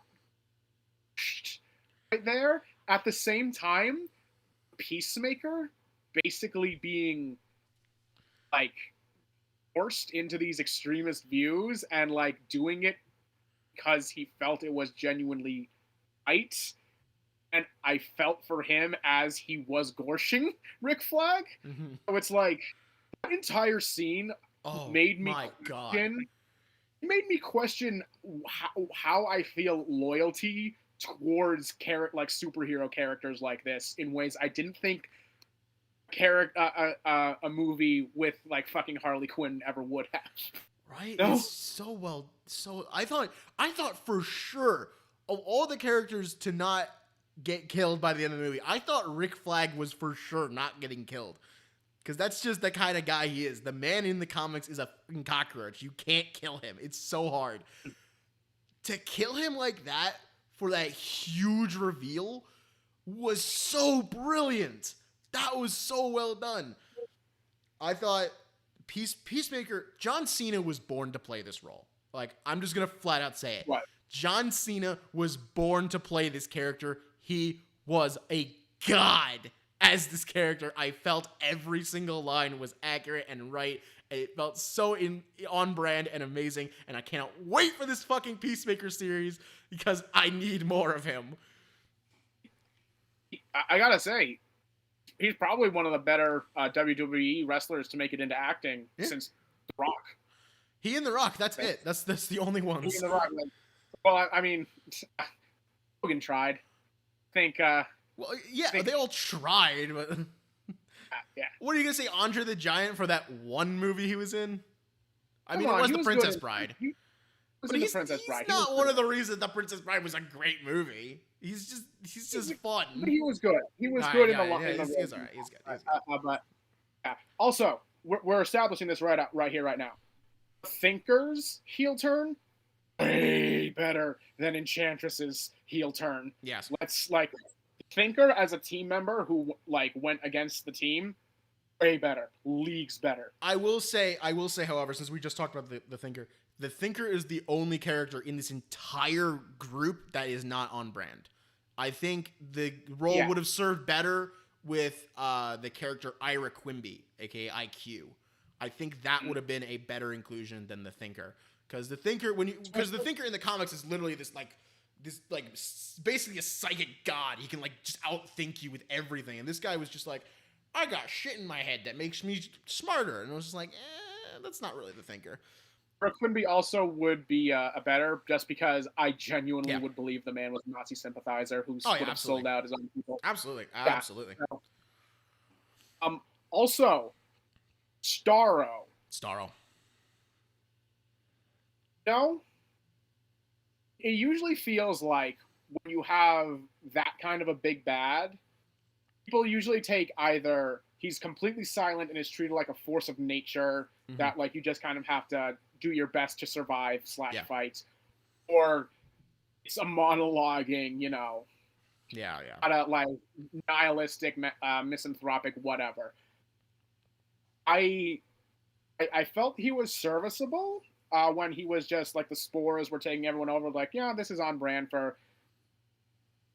He has fucking 10 words in the entire movie, a single sentence, and I have never felt more sympathy for a villain in a long time.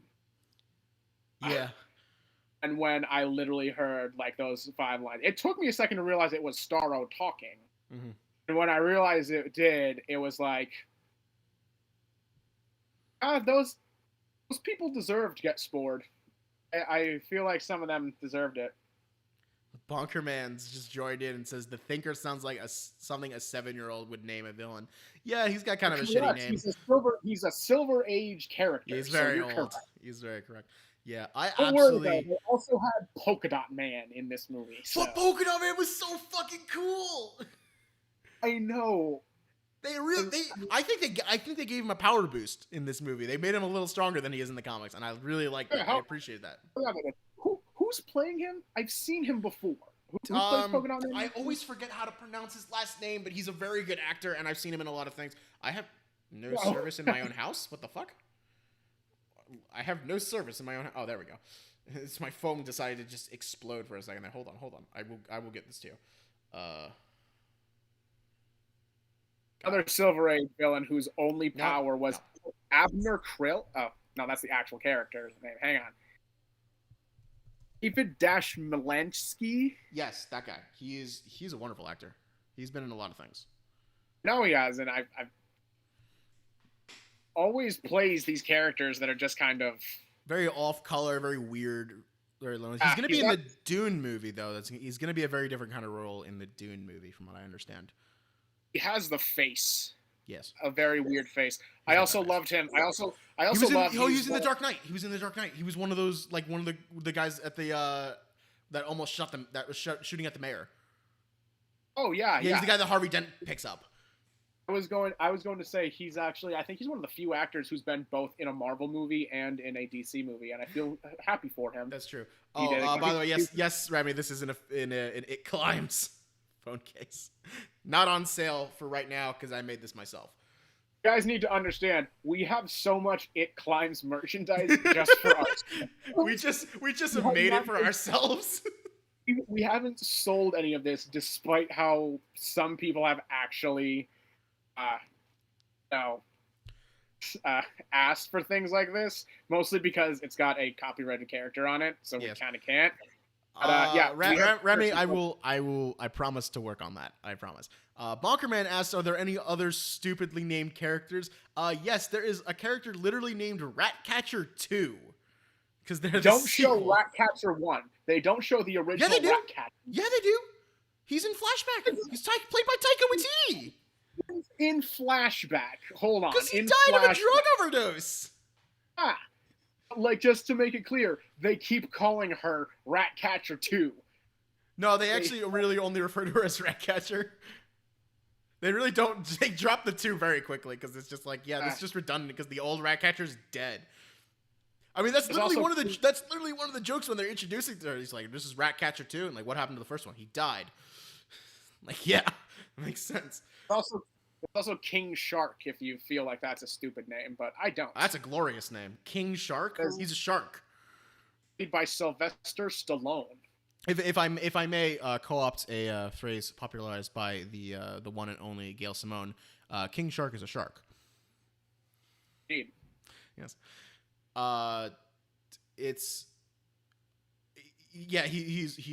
He's wonderful. He's just a delight to see on screen. Literally every time he opens his mouth, it's something meme worthy. It's great. Sly did an absolutely fantastic job voicing this very ridiculous character. I love him. Idris Elba did a great job as just this no nonsense, oh fuck this shit kind of character. Kind of like what they were trying to go for with Deadshot in the Air movie, but failed miserably. But they succeeded here. Made the joke that Idris Elba was just playing Deadshot by another name. Yeah. I didn't realize how genuine that was till I saw the movie, and he also has problems with his daughter. Yeah, and it's just like, okay, you couldn't get Will Smith back for some reason. No, but did you hear what I told? Did I tell you this? I might not have told you this. I feel like them doing what they do with the daughter in the beginning of the Suicide Squad is almost like making fun of what they did in the Air movie, where in the Air movie it's like Deadshot gets captured because he gets his daughter. He doesn't want to get fight in front of his daughter, and he's like, he just really loves his daughter, man. It's his whole purpose for existing. He exists for his daughter. Don't you sympathize with this character because he loves his daughter? And then in this movie, they're like, your daughter's here, and it's like, oh my god, we're playing the same beat again, and they immediately start screaming at each other because they can't stand each other's stupidity, and neither of them want the other as a family member, and it's just this great slap in the face. And then it turns into he having to do this because he does love his daughter a little bit and that he doesn't want her to get killed in prison. It's great. It's more convincing that he loves his daughter than the fucking Will Smith one in Deadshot in the Air movie. It's more convincing with less dialogue, less forced shit, and just more natural storytelling. And also it makes Waller look out to be even more evil, which I'm always for. Amanda Waller literally needs to be as morally, like, nothing and possible. I mean, it was perfect casting the first time around, so I'm just so glad that she's back in this movie. Like, it's. I know, yeah. No, it was. I approve. And then and we kind of just haven't been talking about Harley Quinn because, well, she's just kind of there. I got no problem with this, but she is just kind of there. Here's the thing. Well, here's the thing. She's mostly the comic relief in the Suicide Squad. Mostly, like, yes, absolutely.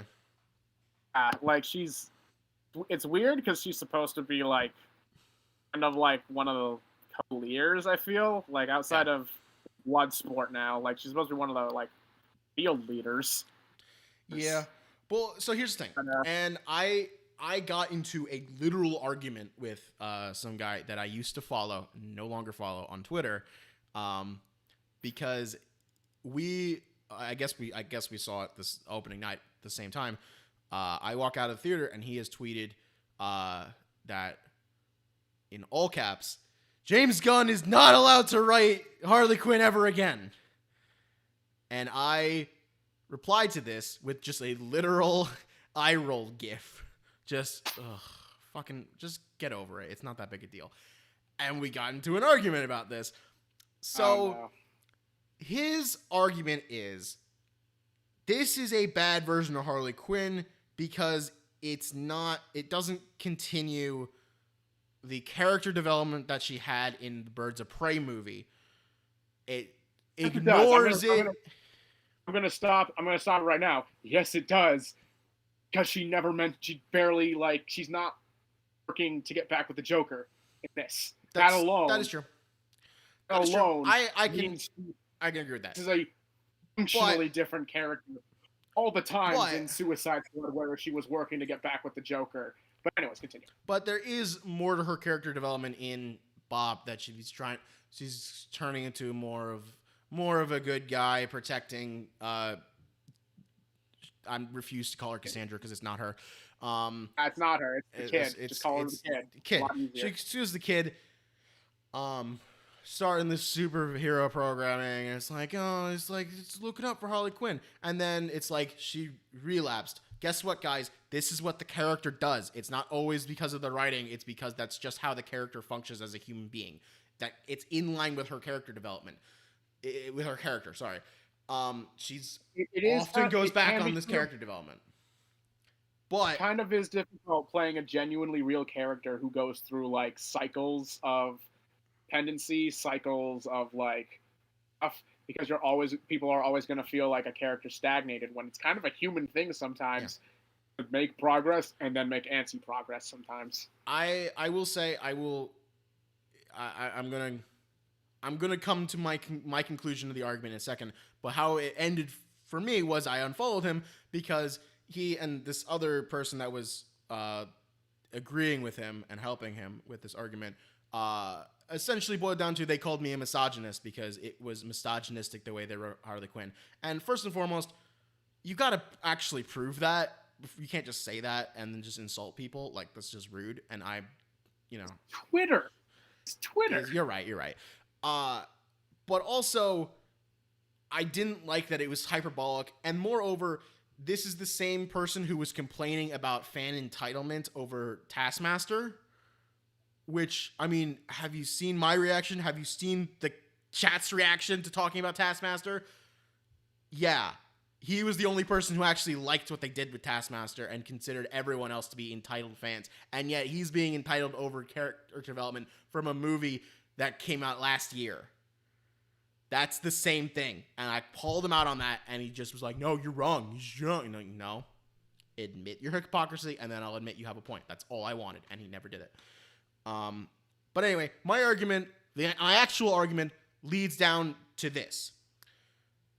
Bop versus The Suicide Squad is literally like Harley Quinn's solo book versus her in the Suicide Squad books. In the solo book, she is the main character. She is the one who the plot revolves around. She cares about what's happening. It matters to her. The plot is relevant to her character. She moves forward. She does things because it matters to her. In Suicide Squad, she's just in the Suicide Squad. She's just trying to get out. That, like everyone else. She just goes with the flow, tries to have a good time while doing it. It doesn't matter to her. And that dynamic is shown in the two films. In Harley Quinn, she's very passionate. She cares about what's going on. She tries to help other people because this is connected to her story. She cares. In the Suicide Squad, she's completely detached. She's just trying to have a good time. And I think they showed that very well. She just sort of lets herself get into shitty situations, and then when she gets bored of it, she immediately gets herself out of the situations because she's a badass and can do that. She can just take on an entire squadron because she can. She can let herself be captured because it might be fun.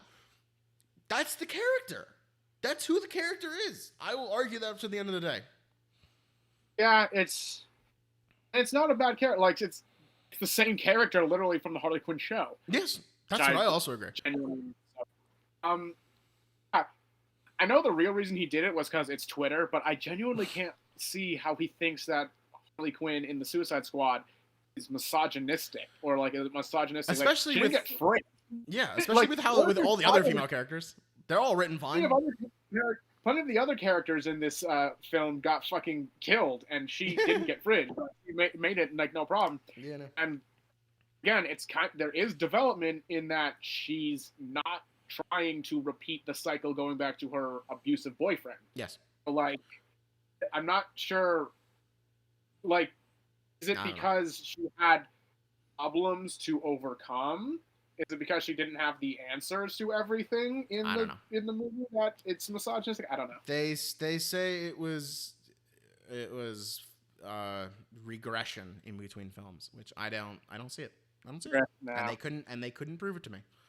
And they say that I'm wrong because they couldn't prove their own point. Whatever. Anyway, enough of shitty Twitter. So Bonkerman had put up a question. We have definitely answered this in other videos, but we might as well just do it just for shits and giggles, do some JoJo stuff. The worst JoJo stand from parts 3 to 6. I know you I know you could definitely answer this because it doesn't go past 6. So do you want to start and I'll just jump on? I kind of I know everyone loves him. We all love him, but Whole Horse Emperor, I'm sorry. It's just a gun. Wow. I'm surprised. 6 bullets fucking is Emperor just better. I mean, yeah, like just with all the creativity and all the kind of stuff that stands become, it's just kind of silly, I feel, in retrospect, to just have a character that's it's a gun. That can shoot 6 bullets at a time. For me in part 3, Knum. It makes your face. It changes your face. Yellow Temperance did it better earlier, so it feels like both of our hatreds come down to there's a better stand version of that. Yeah, there's a better version of it, but like really, Knum does nothing that Yellow Temperance couldn't have done, but also better. Like it sucks. I wouldn't say it's the worst, but I'm just gonna throw this one out there for fun. I feel like it would have been hilarious for the Lock to have gone up against Joseph, because I genuinely believe Joseph would not have felt guilty. The man, that would have been funny. I don't believe the man knows how to feel guilt. So he doesn't. No, he's in no remorse. He's a sociopath. So it's not necessarily that I think it's the worst stand. It's just I kind of would have loved to have seen the Lock be rendered useless just by going up against Joseph Joestar. So yeah, part 4. Where's stand in part 4? That's hard. I really like most of the stands in part 4. I know sometimes. No, I'm gonna go with the Lock. It's a boring design. The power is not that interesting, and Civil War will do it better. But that's not till the later part. I mean, yeah, it's not till much later. But yeah, I don't care for the Lock no. All right, I think the next one was part 5. Yes. It's kind of hard for me because, I mean, I actually genuinely love, I think, most of the stands from part 5, to be honest. It's hard for me to actually think of one that I dislike or one that I don't know, probably wouldn't feel was the worst. If you want to go first, I'll answer a chat question first. I don't remember either of us saying anything bad about Cheap Trick. Did you? Because I didn't. I don't believe so. I don't think I said I dislike. No, I like Cheap Trick. It'd be the worst to have, obviously. But yeah, no, I think that was something on like we wouldn't want to have that stand naturally because it would. Yeah, it just kills you. That's the point. But like, no, I don't dislike Cheap Trick. Cheap Trick. I'll I'll break some hearts. I don't like Sex Pistols. I just don't. So? I've said this on stream on other videos. I think it's, looking back, like it's probably my least favorite. I don't know. Maybe Babyface. Maybe Babyface. I don't like as much. Like maybe. No, I'll take that further. I don't like Babyface. Yeah. Okay. Actually, kind of. I forgot Babyface was a stand for a second. Just throwing that out. Stupid computer. Yeah. So unfortunately, yeah. Sorry for breaking people's hearts, but like Sex Pistols and me, I don't get it. I will actually have the opposite opinion of John. I think Emperor did it better. You think Emperor was Babyface better? No, it was Sex Pistols better. Oh, because he controls the bullet. Yeah, but like he can't like have it turn on a dime. It has to like loop around. I mean, yeah, but he has no. It could be. He has pretty concise control over those bullets. I just can't think really answer. I just think we never saw enough of him. And then part 6. I mean, y'all should know from me from now my absolute least favorite stand of all time is Manhattan Transfer. I hate that fucking thing. Hate it. You hate it. Manhattan Transfer. It's the stupidest stand. It's the worst stand. 6 bullets, more like 12 darts. Yeah. You, John, are you say Survivor or not? No, I've said it before. I stand by what I say. So I see the actual thing. The point still stands. Survivor ever does. If Survivor's fight is cool enough, maybe I'll addendum it to being Dragon's Dream. But until then, Survivor. We're just going backwards in China. Big Daddy Delphox asks for thoughts on James Gunn's upcoming DC project. I'm pretty sure that's just the Peacemaker series, which wrapped recently. If there's something else that he's doing, I don't know what it is, because he's going immediately from doing the Peacemaker series to Guardians of the Galaxy 3, and then to the Guardians of the Galaxy holiday special, and then he's going to go sleep for a little while. At least that's what he says on Twitter. That's this man is fucking. He's working hard. He's a workhorse right now. He's working very hard. See you later, Remy. Thanks for stopping by. You've been fun. Hopefully Remy comes back after I said that I don't like Sex Pistols. Anyway. If only.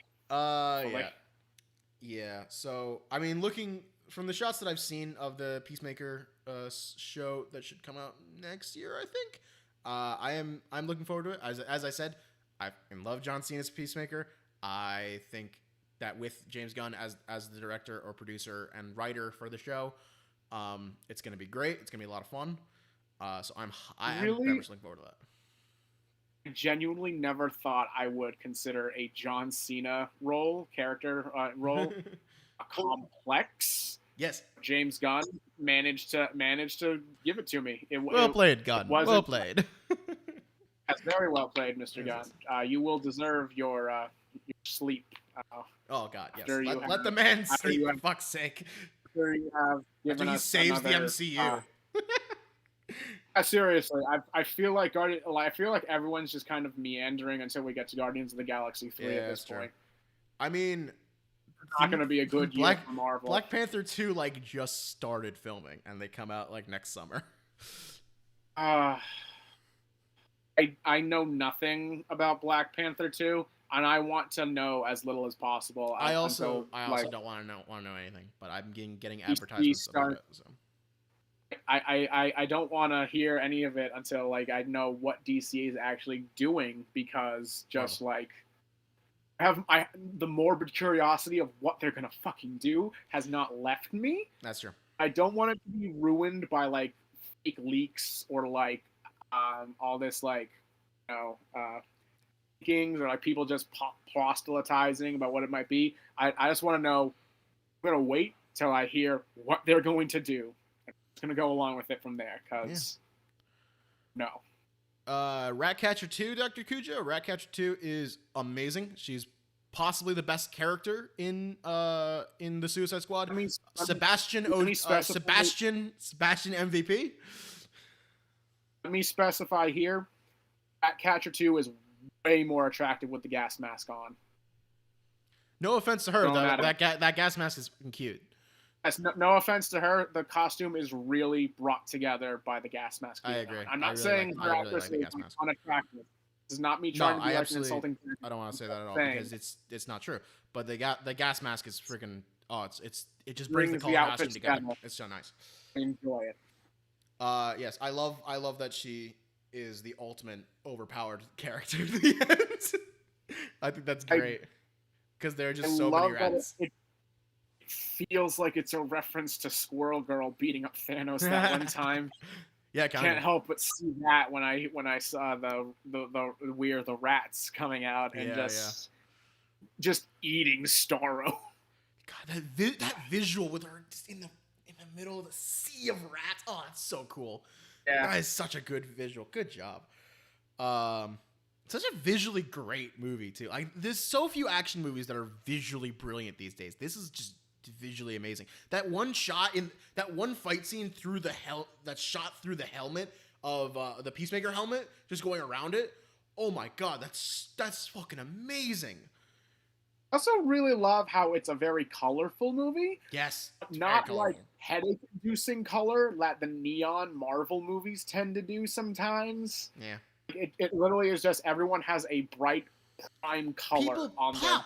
They pop out. You can see them against the background. It's good filmmaking. It's good costuming. More of this, please. Indeed. Anyway, so as I said earlier, I keep a list of the movies I see in the year, and I keep track of them in terms of my favorites, the best, my least favorites, the worst, and then those that are just I don't feel belong in either because they're not good enough to be the best, but they're not bad enough to be the worst. They're fine. Average, neither, whichever one you want to call it. So I'm working on that. And at the end of June, I had only 4 movies in the best category. Yeah, you told me about that. Yeah, I did. Told me about how that's going. But I didn't tell them. Now I have 9. So 5 movies have jumped onto that best category in the last 2 months. The last 2 months have been great. And I just would like to give like a top 3 just recommendations to people to try to get people to see these movies. Because the number 4 slot is the Demon Slayer movie, which I went on in great detail. Went on a couple. That movie makes me so happy though. I gotta rewatch it. Train. They fought a fucking train. How can you not love this movie? Is all I'm saying. Yeah. So number 3, Pig. So Pig is a movie about Nicolas Cage having lost his pig, and he has to go and find his pig. That's the movie. That's the whole movie. He's got a beard. He has a beard. And he's like bleeding for half the movie. And he's a cook. So he really needs to wash his hands more. So I watch a lot of Nicolas Cage movies because Nicolas Cage is a national treasure. He's very entertaining. I rarely see him this restrained, but it works so well with the tone and with the dialogue. Honestly, I want him to be up for an Oscar for this movie. I actually want him to be up for an Oscar for this movie. He was really good. It's very rare that quiet Nicolas Cage is actually really entertaining, but he was so invested. And I told you this, John, after I saw it. For half the movie, I was enjoying it ironically. It was ridiculous. It was hilarious. There is an actual, honest to God, just out of nowhere conversation about how in the next 10 years or so, there will be an earthquake that's going to wipe out Seattle. Just honest to God. That's just a conversation that happens in the movie out of nowhere. It's hysterical. But like halfway through the movie, I realized through my own emotions and just like listening to my inner thoughts, I was just genuinely so invested in these characters and this plot. I wanted to know where that fucking pig was. I needed to know what happened to that pig. I was so invested, and then the ending was just so melancholically sad and beautiful, and I was so there for it. Pig is actually a great fucking movie. Highly recommend Pig. Number 2 is a movie called 9 Days. 9 Days. I know John has a thing where he doesn't really give a shit about spoilers because that's how he enjoys things. I refuse to fully spoil what happens in this movie because it is absolutely fucking godlike. So, Winston Duke, who you all might remember from the Black Panther movie, he plays a guy who is tasked with judging souls, not for the afterlife, but for life. There's a bunch of candidates. Only one gets to become a real human. The rest of them disappear. He's got to pick which one is going to be best suited for life. It's the reincarnation police. Yeah. It was unbelievably good. It is so well shot. Its use of these TVs playing the lives of real people in the real world in real time as light sources, it's incredible. You can fully immerse yourself in the illusions that they're creating. I want a stage play version of this movie. I actually genuinely want a stage play version of this movie. It would be so cool to see it. The acting is amazing. It also has Benedict Wong in there too. We were talking about him earlier. Another MCU guy is just getting into a much better movie. I really, really don't want to say what happens. Absolutely, it's too good. It's too good. Just tell everyone to go watch it. Let me put it this way though. Did you see the movie Soul? Yeah. Let me put it this way. Did you hear my rants about that movie, about how fucking crap it is? I really don't like that movie.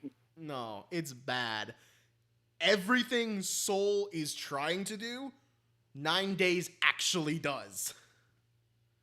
It accomplishes what Soul probably initially set out to do, but got bogged down by the fact that it's a happy children's movie. Fuck off. This movie acknowledges that life can be bad, that life can be painful and difficult, and you have to look past that in order to enjoy it. You have to keep moving forward. That is what the movie told us. Not just, love life, you fucking idiot. What are you doing, you dumbass? What do you mean you have problems? This movie acknowledges that problems are real and we have to do something about them, but at the same time, we can't let that stop us from enjoying life.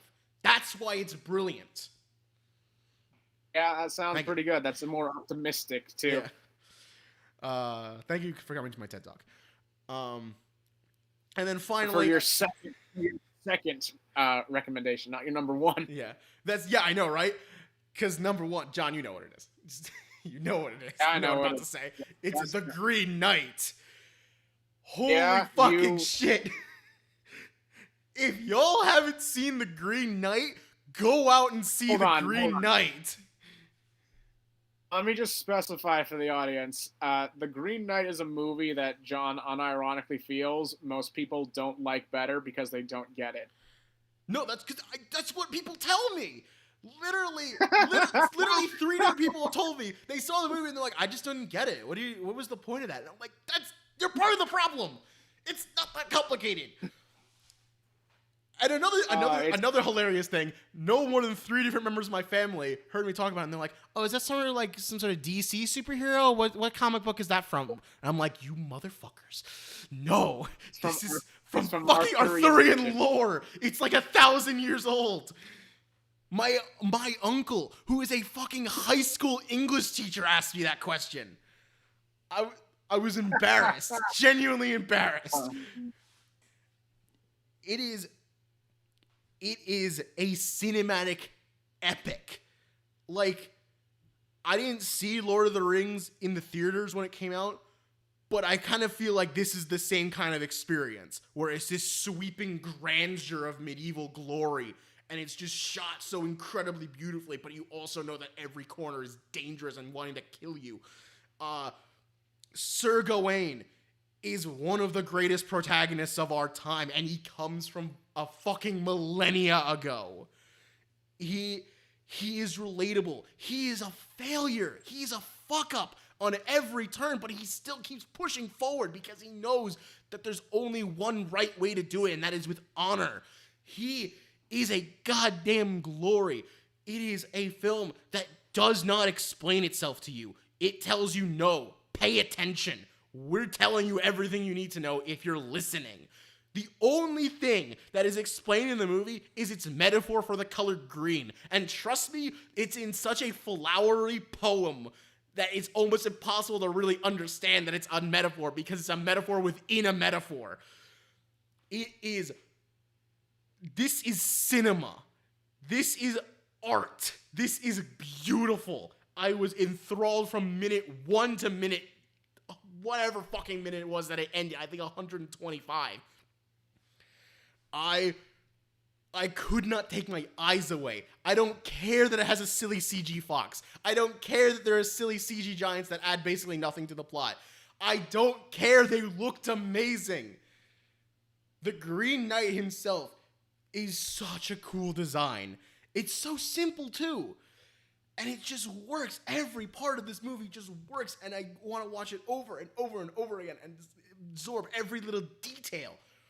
If a movie comes out this year that is better than The Green Knight, I will say it loudly and proudly, because I will be shocked if that happens. Utterly shocked. You really enjoyed this. I really did. If you can't tell, I'm an A24 fanboy. I don't mind saying that. I love their movies. I really do. They're so fucking good. And honestly, there's like no way that there's only like 2 more movies that are coming out this year that I'm like, honest to God, excited for. 2.5. So like, you don't think this one's gonna be overpassed, do you? No, I don't think this is gonna be overpassed. I will be very surprised. I mean, I'm very excited for No Time to Die. I've been waiting for this movie for 2 years now. I'm very excited for No Time to Die. It's gonna happen finally, and then we can say goodbye to Daniel Craig finally, and hopefully someone more interesting will be able to fill in his shoes. Hopefully someone who likes playing the character from one movie will take over the character. That'd be nice. I'm honest to God very excited for The Many Saints of Newark. I love The Sopranos. I'm very happy to hear that there's a prequel movie coming out. I will be seeing that as soon as I can. And I'll give the half to no, I'll give it a full 1 because there's 2 movies that I'm like half in favor of.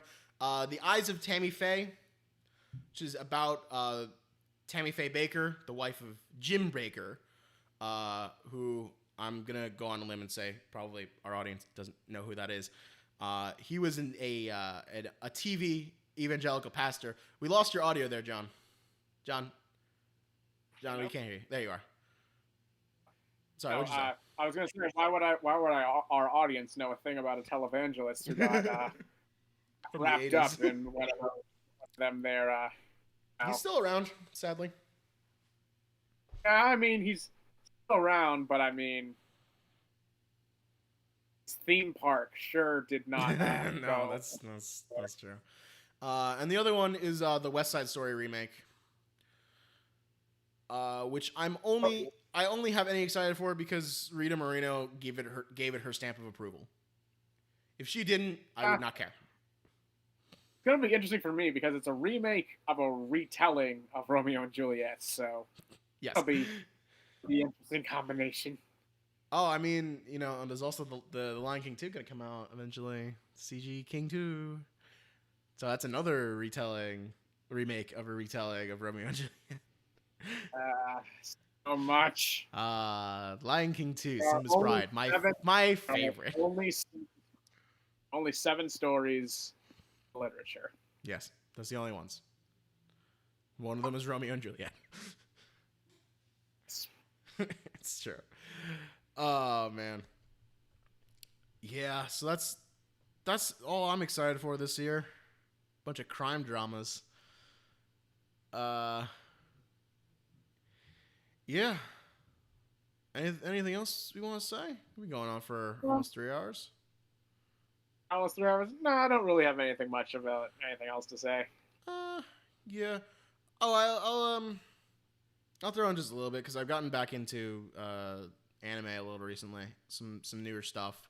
Oh yeah. So I'll throw out a couple recommendations just for the 3 people that are left if anyone wants to hear them, or for people who want to come back and watch this on their own time because we encourage that kind of thing. I'm very much into Peach Boy Riverside. I think that is a excellent show, but wait, if you're gonna watch it, wait until it wraps up and look for the proper episode order because right now it's being aired completely out of order and it's infuriating. I hate it when people do that. It's really stupid. I just started this show. So I've only watched the first episode, but it looks very interesting. Fauna Pirate Princess is a lot of fun. Very well animated, very cool looking. Very excited to see where the hell that goes. And if you're still into this whole watching TV thing, you could watch it on Adult Swim every Saturday night because it is being aired simultaneously in Japan on Crunchyroll and on Adult Swim. That's a new one. It's cool. Good for you. And then if you have Netflix, Godzilla Singular Point is awesome. I'm not too into CG anime, but only the monsters are CG, and I can live with that. It's got really good designs. It's got fun characters. It is a good Godzilla anime, which we haven't had ever. Ever. Yeah. Oh, and someone asked earlier about Miss Kobayashi's Dragon Maid, and we just never got around to it. Yes, I am watching season 2. I am loving it. I think the show is very funny. It is. I understand there's controversy around it because of the dub. I don't watch the dub. I don't give a fuck. I watch the Japanese version, and it's hilarious. And I love all the characters. What's up? No, we lost you again. Oh. Hello? Yeah, there you are. The dub of what now? For Miss Kobayashi's Miss Kobayashi's Dragon Maid. I know that one was from a while ago. Yeah, but season 2 just started. I don't understand that. What's not to understand? This girl, and then she meets a dragon, and the dragon becomes her maid. Yeah. I don't know. It feels like these Japanese slice of life animes are just getting weirder and weirder. Yeah, they are. That's on purpose. The more they happen. I mean, speaking of that, I'm watching. What the fuck was it? I forgot its name already. It's okay, but it's basically just a ripoff of The Devil is a Part-Timer. It's literally the same show. Oh boy. No. What? Have you not seen Devil is a Part-Timer? Oh, I have, but I'm saying, please no. I said please no. Oh, sorry. It's actually it's a ripoff, but it's not bad. It's watchable. It's not as funny, and it's not as existential. Okay. Man, it's late here. I'm tired. Oh, wow. Wait, yeah. How early is it? It's almost 10 for you, right? Yeah, it's almost 10 here. I got work tomorrow. We're gonna call it off here. There might be a stream next week. We have to discuss this. There's either gonna be a Nuzlocke stream next week or the week after is what I would really like. If we can just get back to streaming a bit more regularly, I guess. That would just be nice. I don't know if that will happen for sure. We're going to talk about it. Y'all have been wonderful to hang out with. Y'all have been a great audience. I know pretty much everyone that was really active has left by now, but we still love you. We still love you. We love all of you that come by and have fun. And I was going to say support us, but we don't get paid for this, so we just for fun.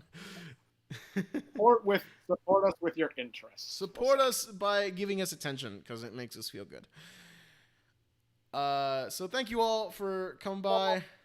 Y'all have a good night. Y'all have a good week. And we will possibly see you next week for some more Emerald Nuzlocke.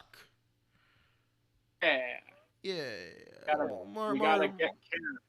Yeah, we gotta get some more badges for Karen. Send Darling off to college finally. All right, good night, y'all. Good night.